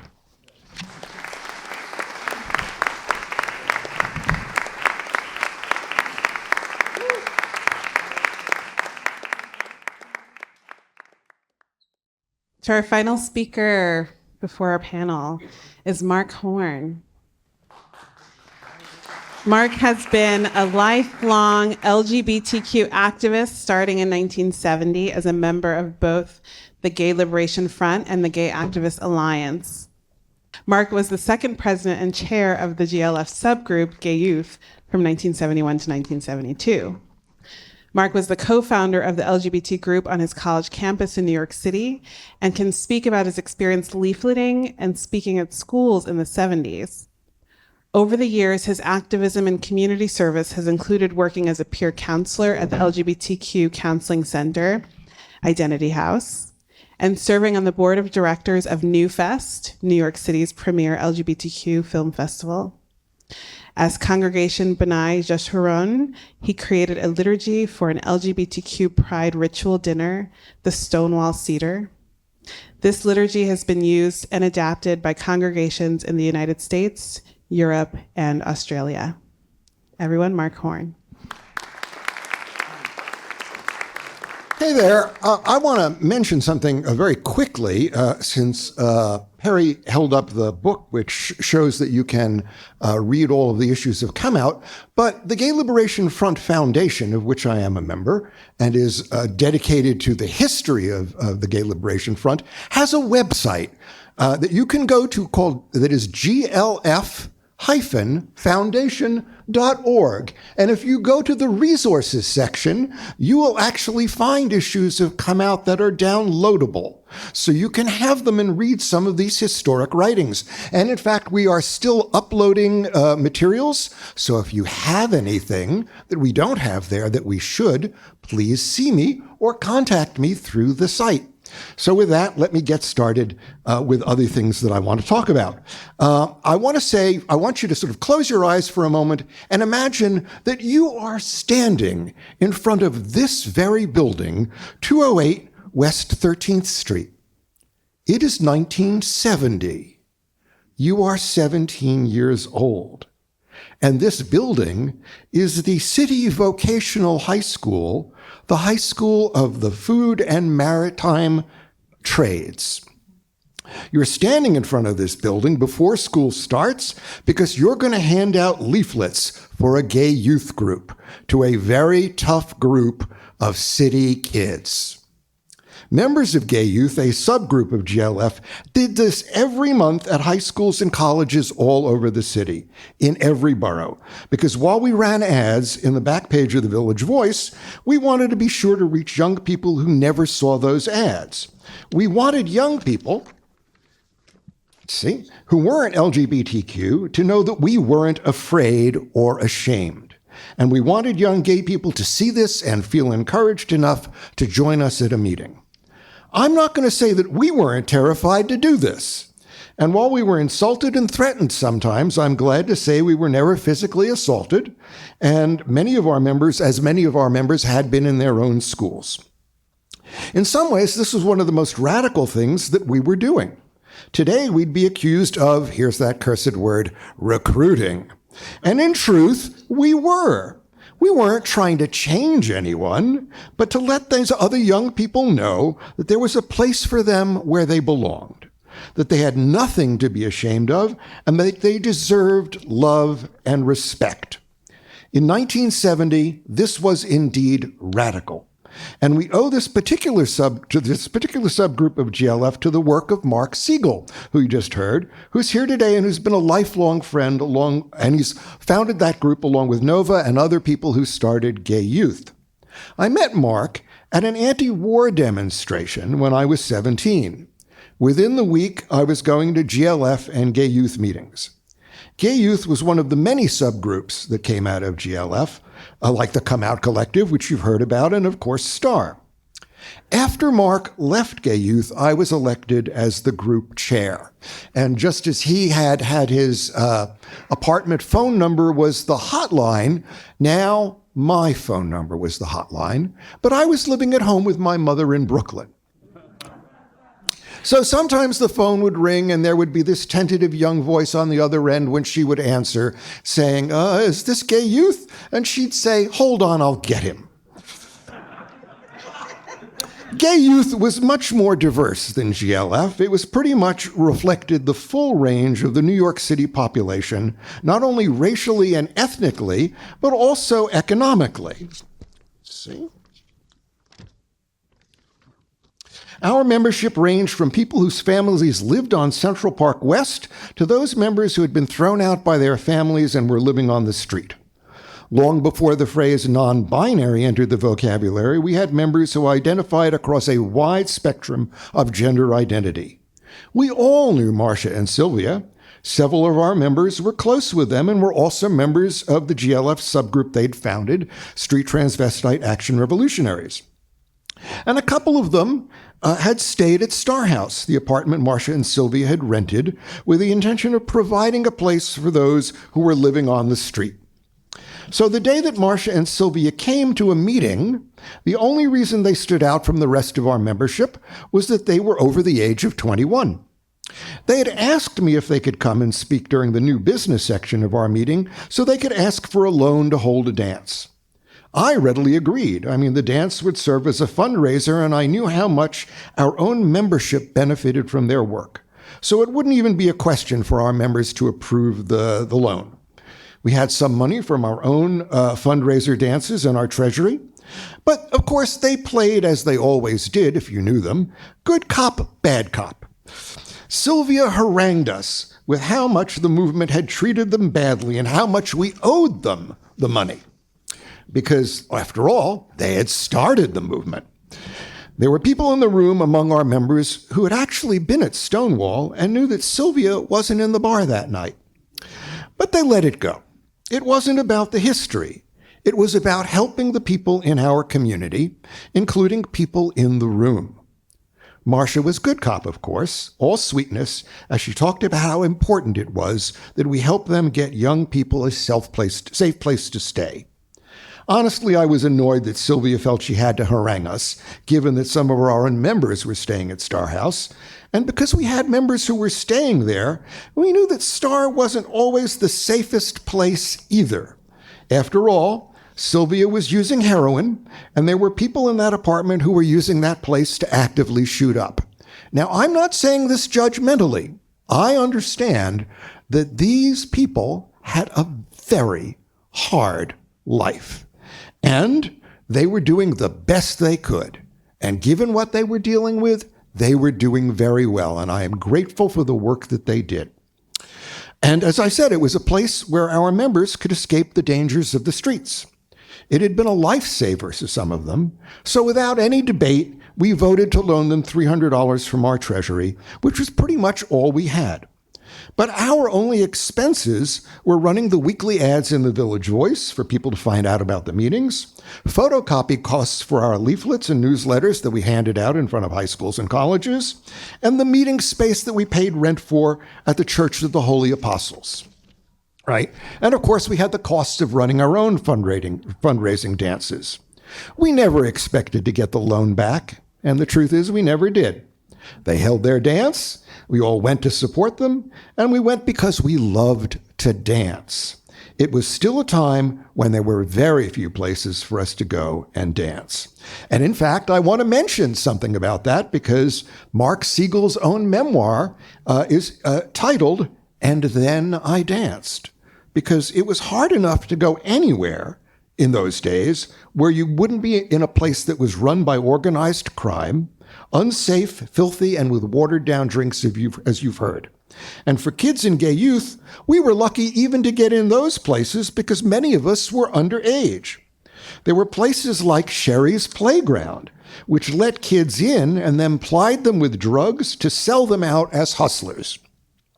And we had members of gay youth who worked as hustlers. One of my best friends, David, had been thrown out by his parents and was working as a hustler until he got his hack license. Because he had no place to stay, he couch surfed, and my mother, who couldn't believe that he'd been thrown out by his parents, took him in for a few nights every month. So for gay youth, holding a dance that wasn't only for people who were under 21 was an act of radical self-care. We were taking care of each other, providing a safe place to explore ourselves and to express our radical joy in discovering others who shared our sexual identity.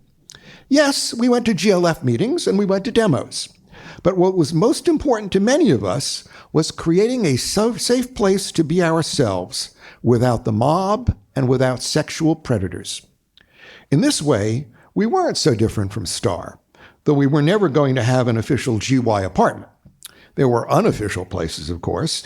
Mark took people in occasionally, and our friends Charlie and his boyfriend took in other people as well. Star House didn't last very long, unfortunately. Sylvia, though, eventually got clean of drugs. And like so many people who had been in GLF, she had devoted her life to service to our community. Her last years were spent trying to provide the services that she also wanted to provide with Star, working at the Metropolitan Community Church food pantry, which is now named in her honor, along with shelter services, the Sylvia Rivera Food Pantry and Sylvia's Place. I'm sorry Sylvia and Marcia didn't live to see how much their early efforts have done to move trans rights forward. And I just want to leave you with one thought. Every member of GLF that you've heard from tonight has, in one way or another, devoted their lives to this community, organizing, showing up, and doing the work. I am among the youngest among them, and I turned 72 last week. It is up to the younger people in this room to keep this movement going, because over the last 50 years, while I've seen great progress, there has also been great pushback. And we're at an inflection point right now. It is a very dangerous moment. One of the things that was toxic in our early movement, and you've heard about this just a moment ago, was the infighting, the demand for radical purity. I see this in our movement today. Friends, we cannot afford this. That's what the enemies want. Remember, we are all siblings, and we must fight together and continue to express our joy and dance. Thank you.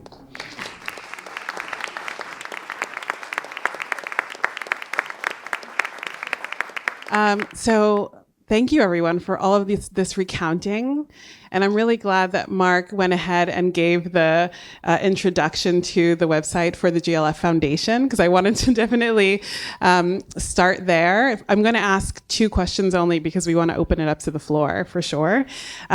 Just to say, and I have it written down so I don't muck it up, is to acknowledge that the Gay Liberation Front was formed in June of 1969, July of 1969, but that it disbanded at the end of 1972. And so currently there is the Gay Liberation Front Foundation, which is what you are all most of the board of. So I wanted to make sure we knew where we were in time and space and association. And so with that, I think that I'll just say, because one of my questions is going to be, what is the Gay Liberation Front Foundation? But I'll just say quickly from the website, I can quote, that your work includes maintaining a dedicated website to serve as a central resource for oral history, photographic and video documentation, as well as provide a speakers bureau to preserve the legacy of the GLF. So ultimately, that preservation and the legacy that you are aiming to uphold, I have 2 questions about. Because, you didn't say enough today. we could hear you forever. Well, I guess my question is that a lot of the legacy and the creation of our histories and the narrative formation and the reclamation and the retelling, that work, that labor, it actually seems to be, it's something that historians are doing, the activists, the primary sources, archivists, we're all aiming to retell this story. And I think a question that I walk with, and I didn't tell them I was going to ask this question, so it's a real question from me, is there some great omission for which we are working against? Is there something that is told incorrectly? Is there something that we're aiming to complete? And what is that thing that we're making sure doesn't go unsaid? And then with that, how do we make sure that we tell all of our stories? Well, I would say there are 3 lies that are told constantly about Gay Liberation Front. The first was that it only lasted 6 months. And it didn't. It actually lasted for closer to 3 years, but there were waves of people. There were like people who went through the first year with us because it was, I would just describe it, that period of history was a human meat grinder. We had a horrifying war going on in Vietnam. We had things going on in this country. We had cops who were just, I can only use the word murderous. They had no control over the cops. So as a radical organization of queer people, it was very difficult to keep up that momentum. So we had a first year, and then we had another wave in the second year, and then into the third year, we had other people. We had younger people come in. So the first thing is it only lasted 6 months. The second thing is that it was so contentious that nothing ever got done. It was contentious because we were a radical organization. We wanted an overthrow of the American government and change it to a more socialist and more humane government. We wanted an end to the war. We wanted an end to racism. We wanted an end to sexism. And of course, we wanted an end to homophobia. And the third lie told about it was that GLF got nothing done. Other groups like GAA got everything done. That's completely wrong. We got huge amounts of things done. And the groups that came after us, a lot of them, they just simply carried on our own work. So what we need to do is fight those three lies.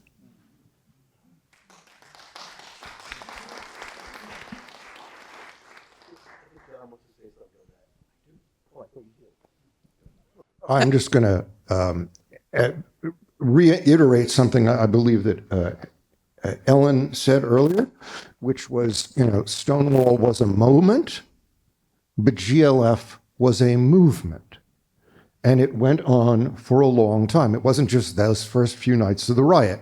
And it was because of the work of all of these people here and some of the people in this audience and lots of people who didn't make it, that everything that came after that happened.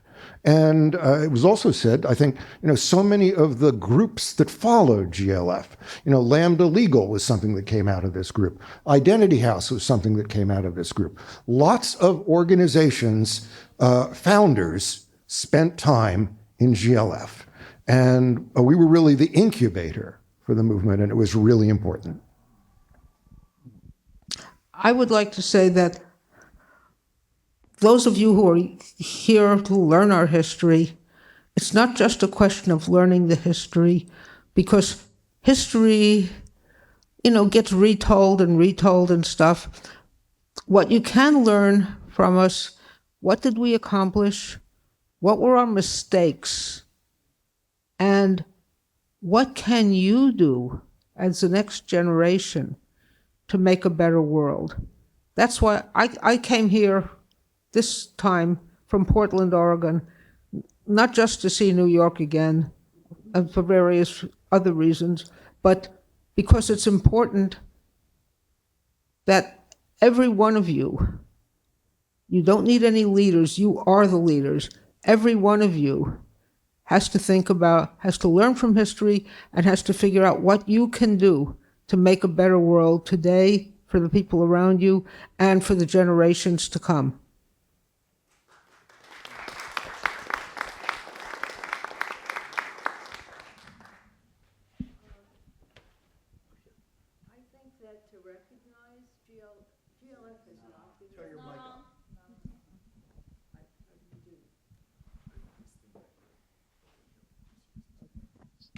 GLF has not been recognized historically, because to recognize its effectiveness would mean putting into question the entire structure of the society we live in.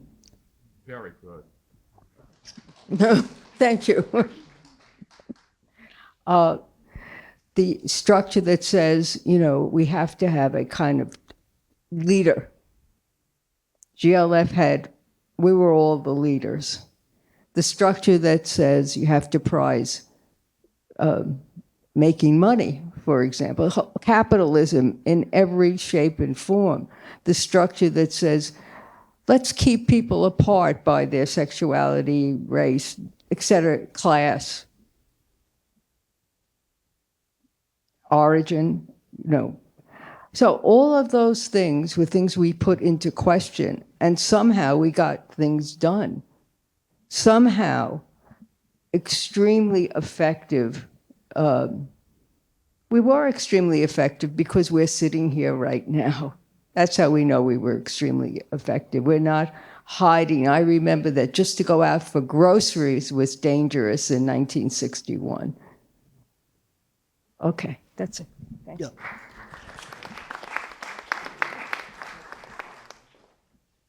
After Gay Liberation Front, there came a bunch of organizations.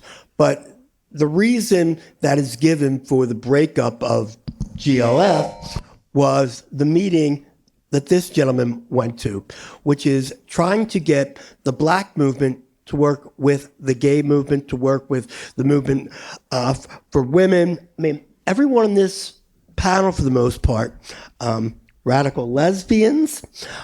You tried to get the Black Panthers, along with other people. We tried to make our movement intersectional. Because we did this, Gay Activist Alliance came along and said, no, no, no, we're just going to do LGBT rights. And so therefore, a good deal of the movement wanted to erase the work that was done by a good deal of people you see on the stage, to the point where in many history books today, if you go to, and you look at who wrote the resolution that created gay pride, the mother of gay pride is Brenda Howard. She's right there.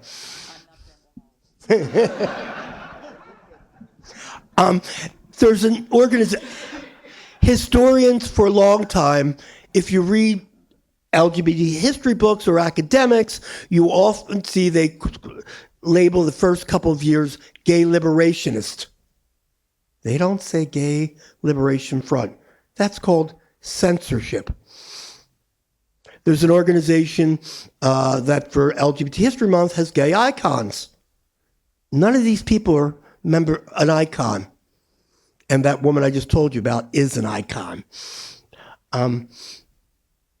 So I think that answers the question that you were asking for. Okay. There was also this movement in the 80s, and I've talked about this, when the country went through its 180-degree swing to the right and Ronald Reagan came in, there was this amazing, big official push to bury the Gay Liberation Front. We were too radical. We were an embarrassment to a lot of, certainly, I want to say a lot of historians, but certainly to a lot of people who came in the more corporatized movement. They did not want to recognize that the whole gay movement basically had come from this really ragtag group of socialists and communists and left-wingers and, dykes and drag queens, and they just did not want to recognize that.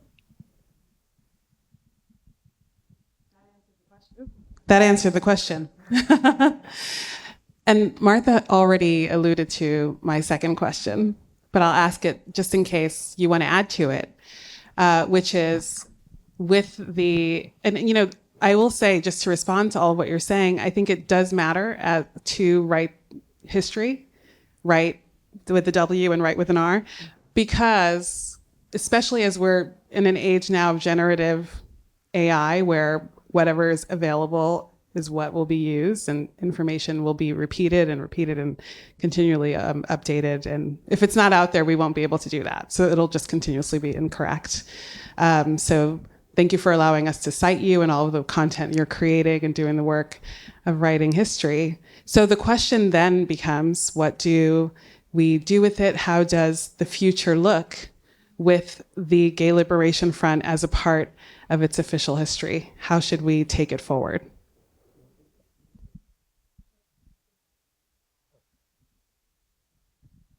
The way I see it in terms of what we need to do forward, I actually cannot tell the younger generation what to do any more than the previous generations, were able to tell us what to do. We had to figure it out ourselves. the best we could do was learn as much as we could from previous organizations, the civil rights organization, way before that, the abolitionists and so on, learn what other people had done in the past, and then write our own stories, figure out our own plan. Right now, and this is very important to me to say, the next generation is, anybody who's younger than me for sure, is facing, the primary issue is climate change. If we have a burnt up planet, an uninhabitable planet, our rights as gay people, women, blacks, anybody, mean nothing because we'll be dead. Tied up to that, is economic inequality. We got 3 individuals in this country who own as much wealth as the lower half of the population. The top 10th own 67% of the wealth of this country, and the bottom 10th, the bottom half, own 2.6%. And my attitude about those top percent people, the people like Elon Musk and so on. Anybody read about the French Revolution? So they are fine with destroying our world as long as right now they're getting more in their pocketbooks. We have to deal with those issues first. And then we have to deal with all of the other stuff, the wars that are going on, the oppression that's going on. All of that, but first those 2, and that's my personal opinion, and you younger people, you got to figure out how to do it.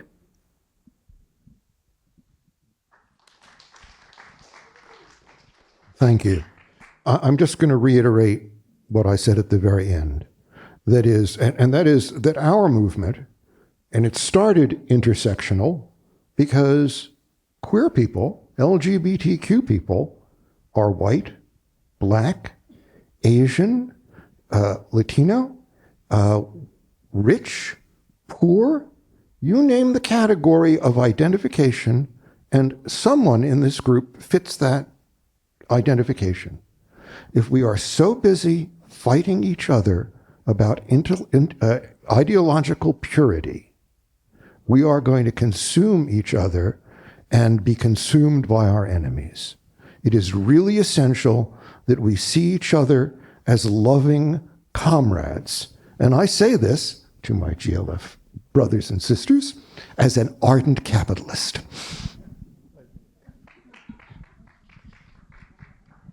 And I know this place is a 501c3, but everybody in this room, if you have a husband or a wife, this election matters to you.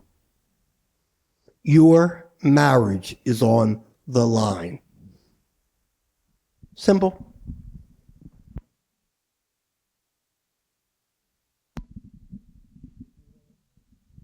Did you want to say something, Ellen? Go ahead. No, I'd like to hear from questions from the audience. Exactly. I think so. So hand swung up. So we're going to take some questions from the audience, and I think I don't think we have a mic that is roving, do we? We do. Oh no, it still has a cord. So if you want to stand for accessibility, it's important to have the microphone. Yeah, it doesn't go that far. Please tell us your question.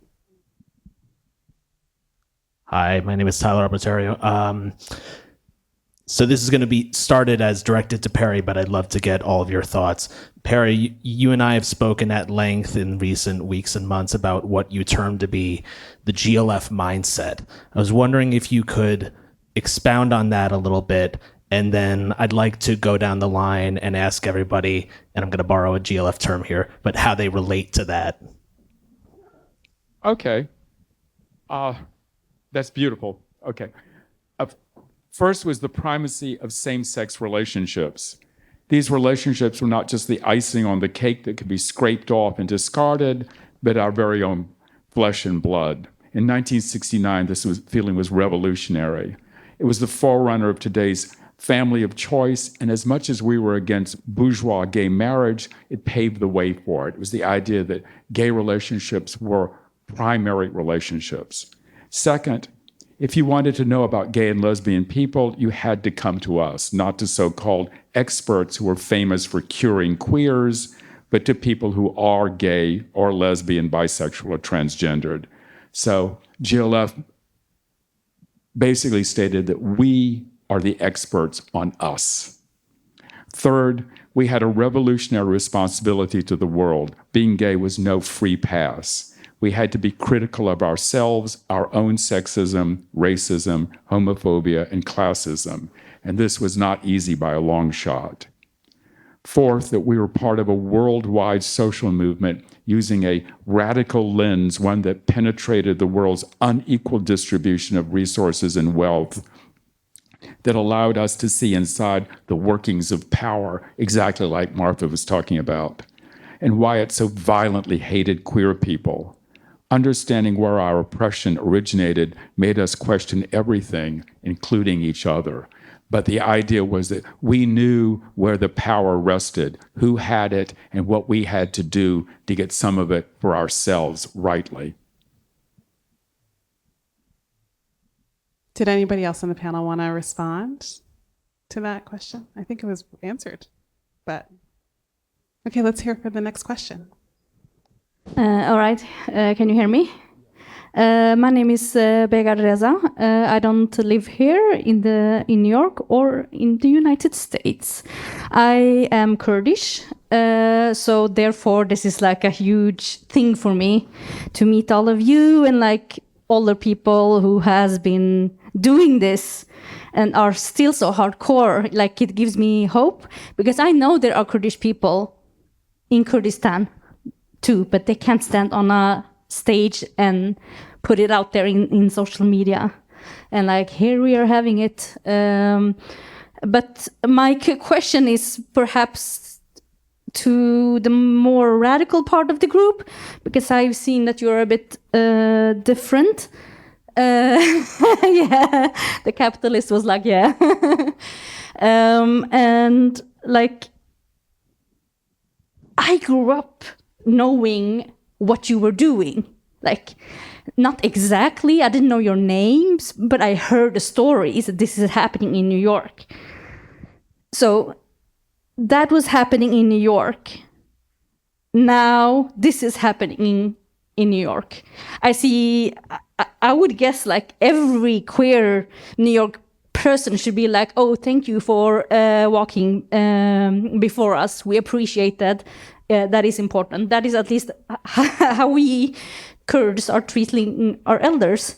But seeing New York Pride now and how, what I am thinking, sorry, English is not my first language, how they are profiting from your stories by being the machine and the system that you fought against. So sorry, am I making myself understandable? Okay, thank you. Do you have a question? What do you think about like how this? A lot of people are profiting off of what we did. Yeah, yeah. It's a sad backlash. How do you feel about the profitization of pride?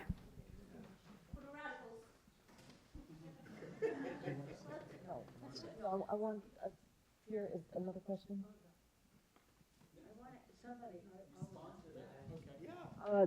Thank you so much for your question. I think it's extremely important. I think the problem with the economic system and really the kind of layering of power that we have under capitalism is that somebody can always profit off your work if they're unscrupulous enough. And it's the danger that we never try to look at. What did Martha say? 3 people have 50% of the wealth in this country. I can't remember the figures right now. but it's something equally obscene. And your question is an extremely important one, and we have to work very hard. And we have to be very careful about how we buy into the system and how we don't buy into the system as activists. I mean, we may be, we all have to make a living. I mean, that's part of it. But do we have to buy into the system that, you know, we're worth more than someone else? You know, our labor is worth more. I'm also, as is Sean, coordinator at the Lesbian History Archives. Yes. And the archives is celebrating its 50-year anniversary right now. And it is an all-volunteer archives. Everyone volunteers. And we've, you know, when we first were in Gay Liberation Front, we were all volunteers. And I think that the idea that work can be meaningful, if people really expected their work to be meaningful, the system we have would fall. Because, you know, 70% of the people, 80% of the people are relegated to meaningless tasks in order to earn a living and in order to earn a profit for others. So we don't really want to look at that clearly, the way in which it supports exactly what you're saying. There was recently an issue in the news where the director of GLAAD, a lesbian, I don't know, skimmed off millions of dollars is what it's, bought a chandelier, bought trips, bought everything. I mean, it's, so that is definitely someone profiting off our movement. So I'm going to say, is the queer movement immune from corruption? No, no. Because corruption is actually applauded in the system we're in. Thank you. And I hope that you would like to visit the Lesbian History Archives if you haven't already done so.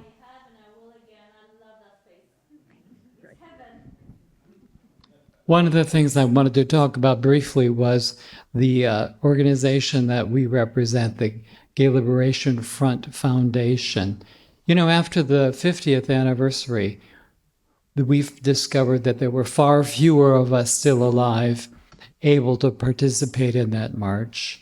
There was a small group that walked, and then there was an also small group that had to be in a vehicle behind us because they couldn't march for the whole distance of the. That's going to continue to happen. We're getting older. We get together on the phone as a Gay Liberation Front organization once a month.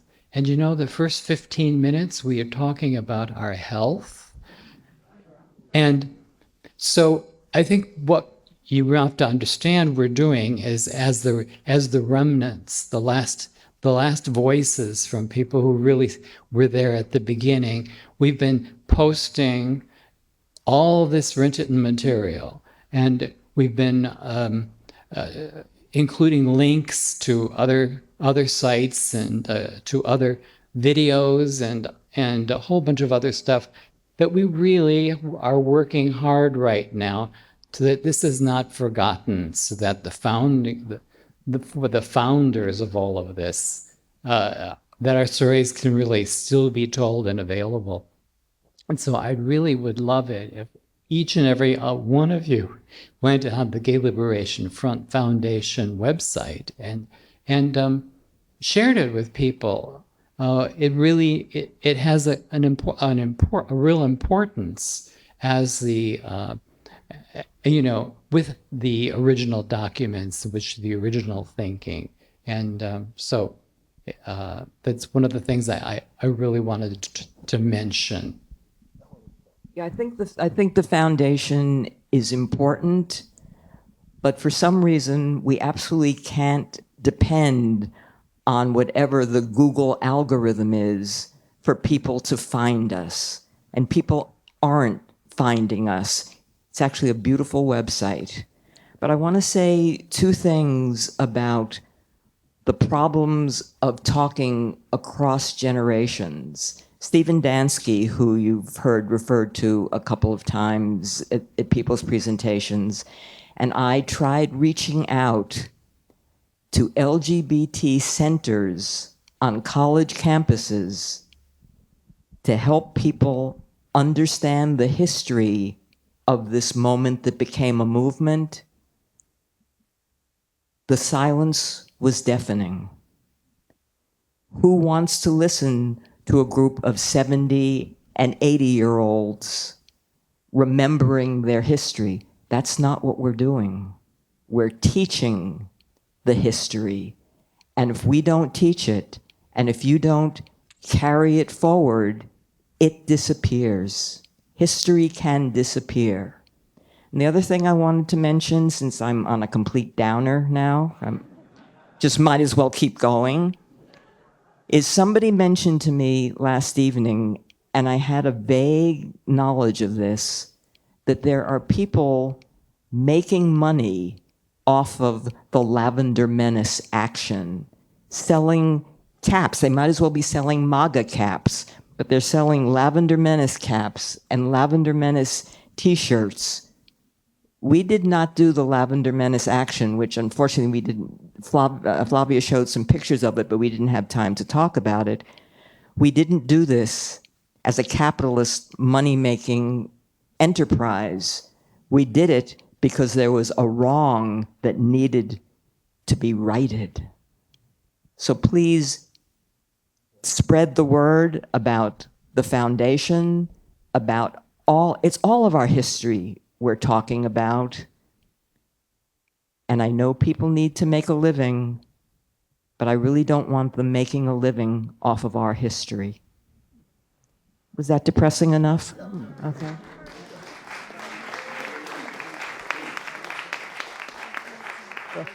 The history that Okay, it's not just that, it's those, you see these gay pride parades, and corporations put up these big fancy floats because they're trying to sell beer or whatever, or their banking services or whatever. The same banks that will happily rip off entire communities of their life savings, like the way they did in 2008. These people, right now, they're pretending to be in favor of gay rights. And the minute things change, if, God forbid, a certain person gets back in the White House and things get really bad for us, those corporations would kick every gay person out the door because it would profit them. We have to keep aware of that, and we have to keep letting people know that and paying attention to it, that those people are not our friends. I would love to speak to you later, your situation as a Kurdish person. Yeah. I don't go to those marches anymore. I go to alternate marches where there are no corporations. In fact, actually, I'm not going to marches these days because of COVID, but if it weren't for that, yeah. The last one I went to was the one with no corporate floats or anything like that.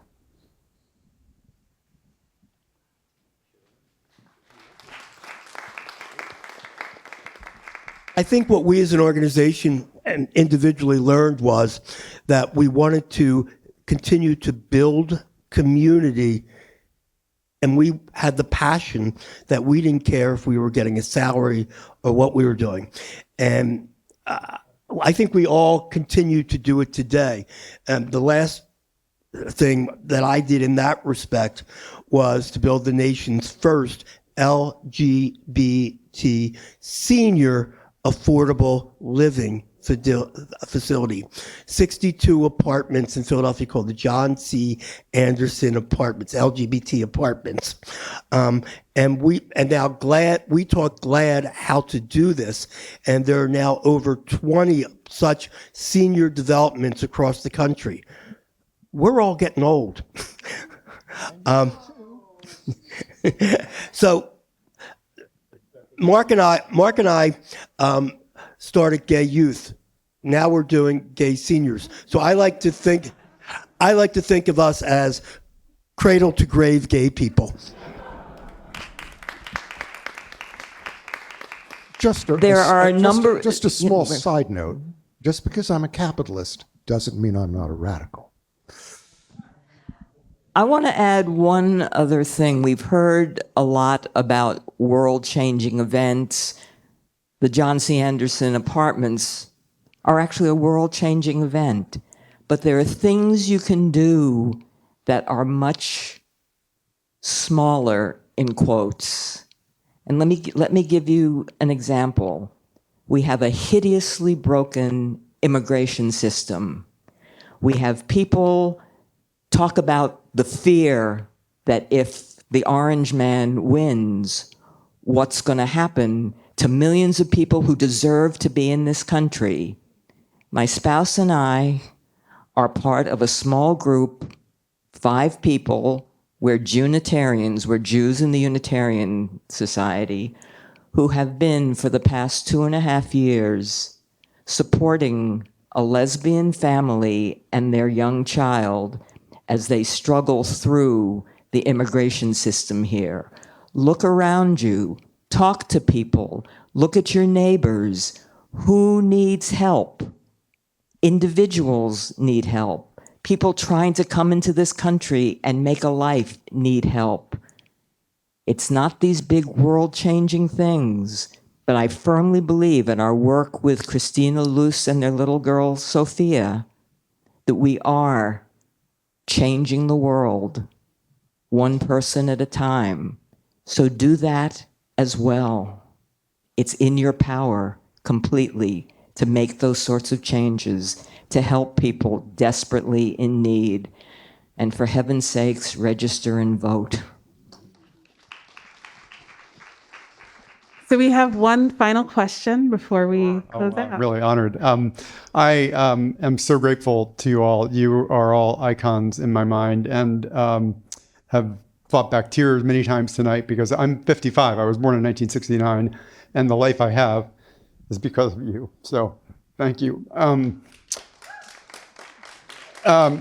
And just all of us, I mean, we just owe such a tremendous debt of gratitude. I mean, this building, can you believe this building? Like, and the movement, I think, really needs to reclaim the radical vision that you all, had so clearly in your minds in the early 70s.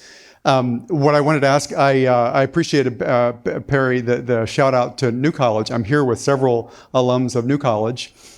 Where a survey done in 2022 found that 52% of the student body was LGBTQ, 10% trans. It's actually not so crazy because Gallup found most recently that 22.3% of Generation Z identified as LGBTQ, 28% of women. And I think that that's a testament to you all. And I wonder what you make of this moment. So, by the way, if anyone is interested in New College, it's a sort of a pitched battle against a right-wing hostile takeover by fascists right now. And continuing a long tradition at New College. It's long been a haven for LGBTQ people. And but it seems like DeSantis declared war on woke.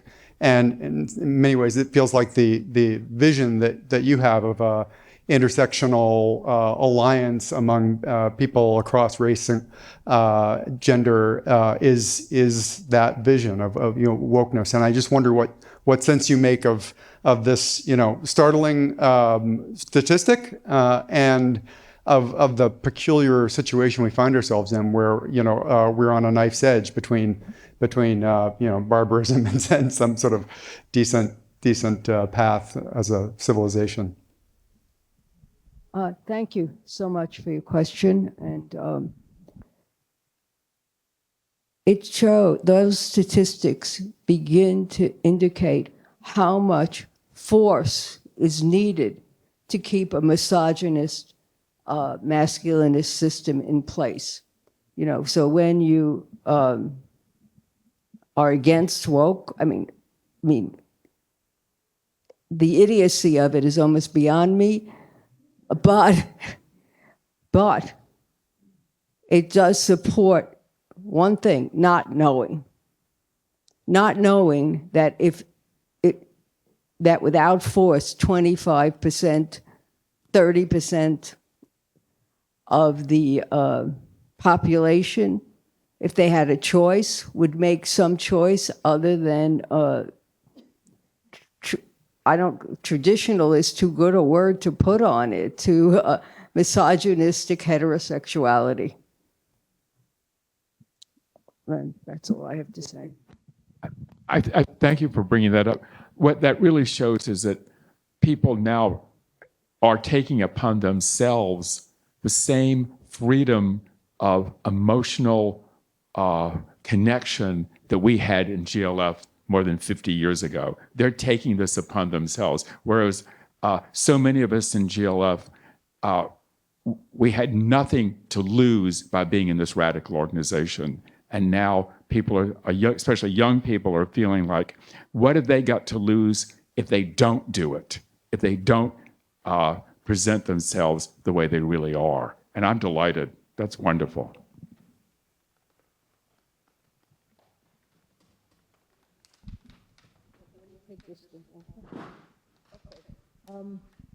I want to respond I want to respond by, thinking about the upcoming election. This is a poem I wrote the morning after the 2016 election. You all remember that.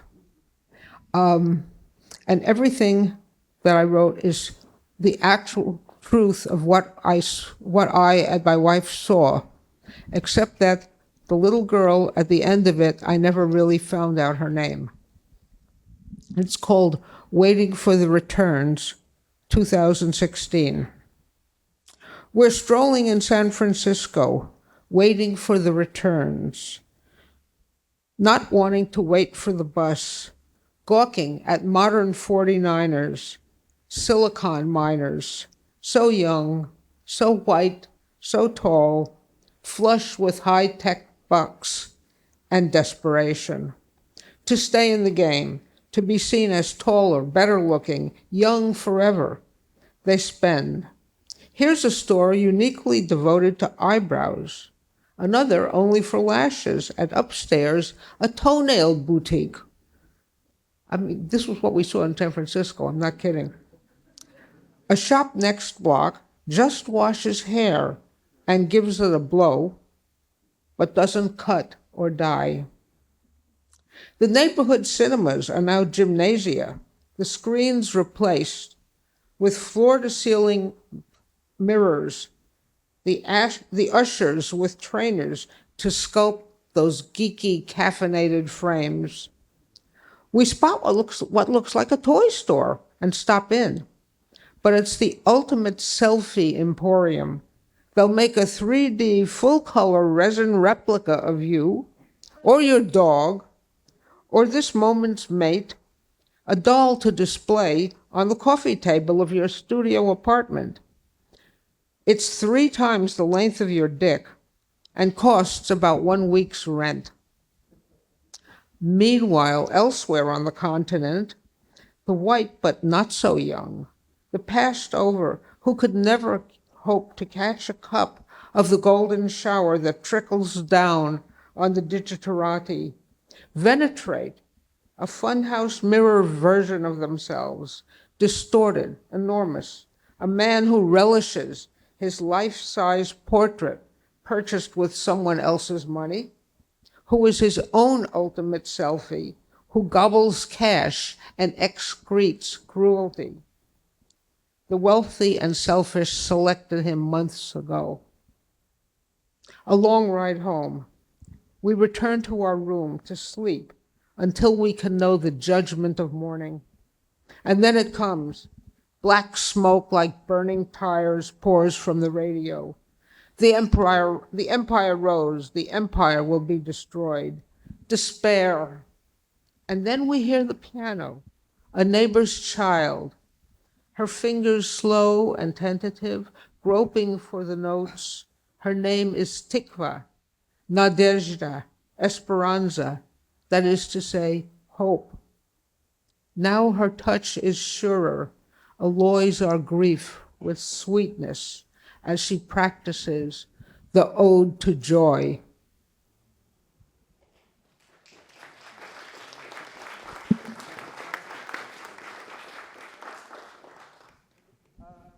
I have some books here. My memoir about the history of gay liberation and my involvement with it. It's called We Set the Night on Fire. And I also have some books of poetry. And those of you who are interested, donate $10 to the museum and you get a book.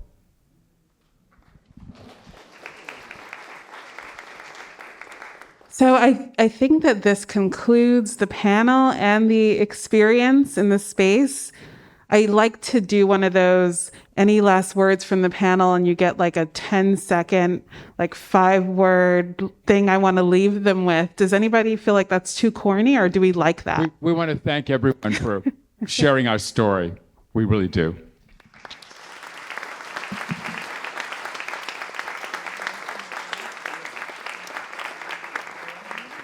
All right, I think that's it. Let's give them a round of applause and the standing ovation that they deserve. Thank you, everyone.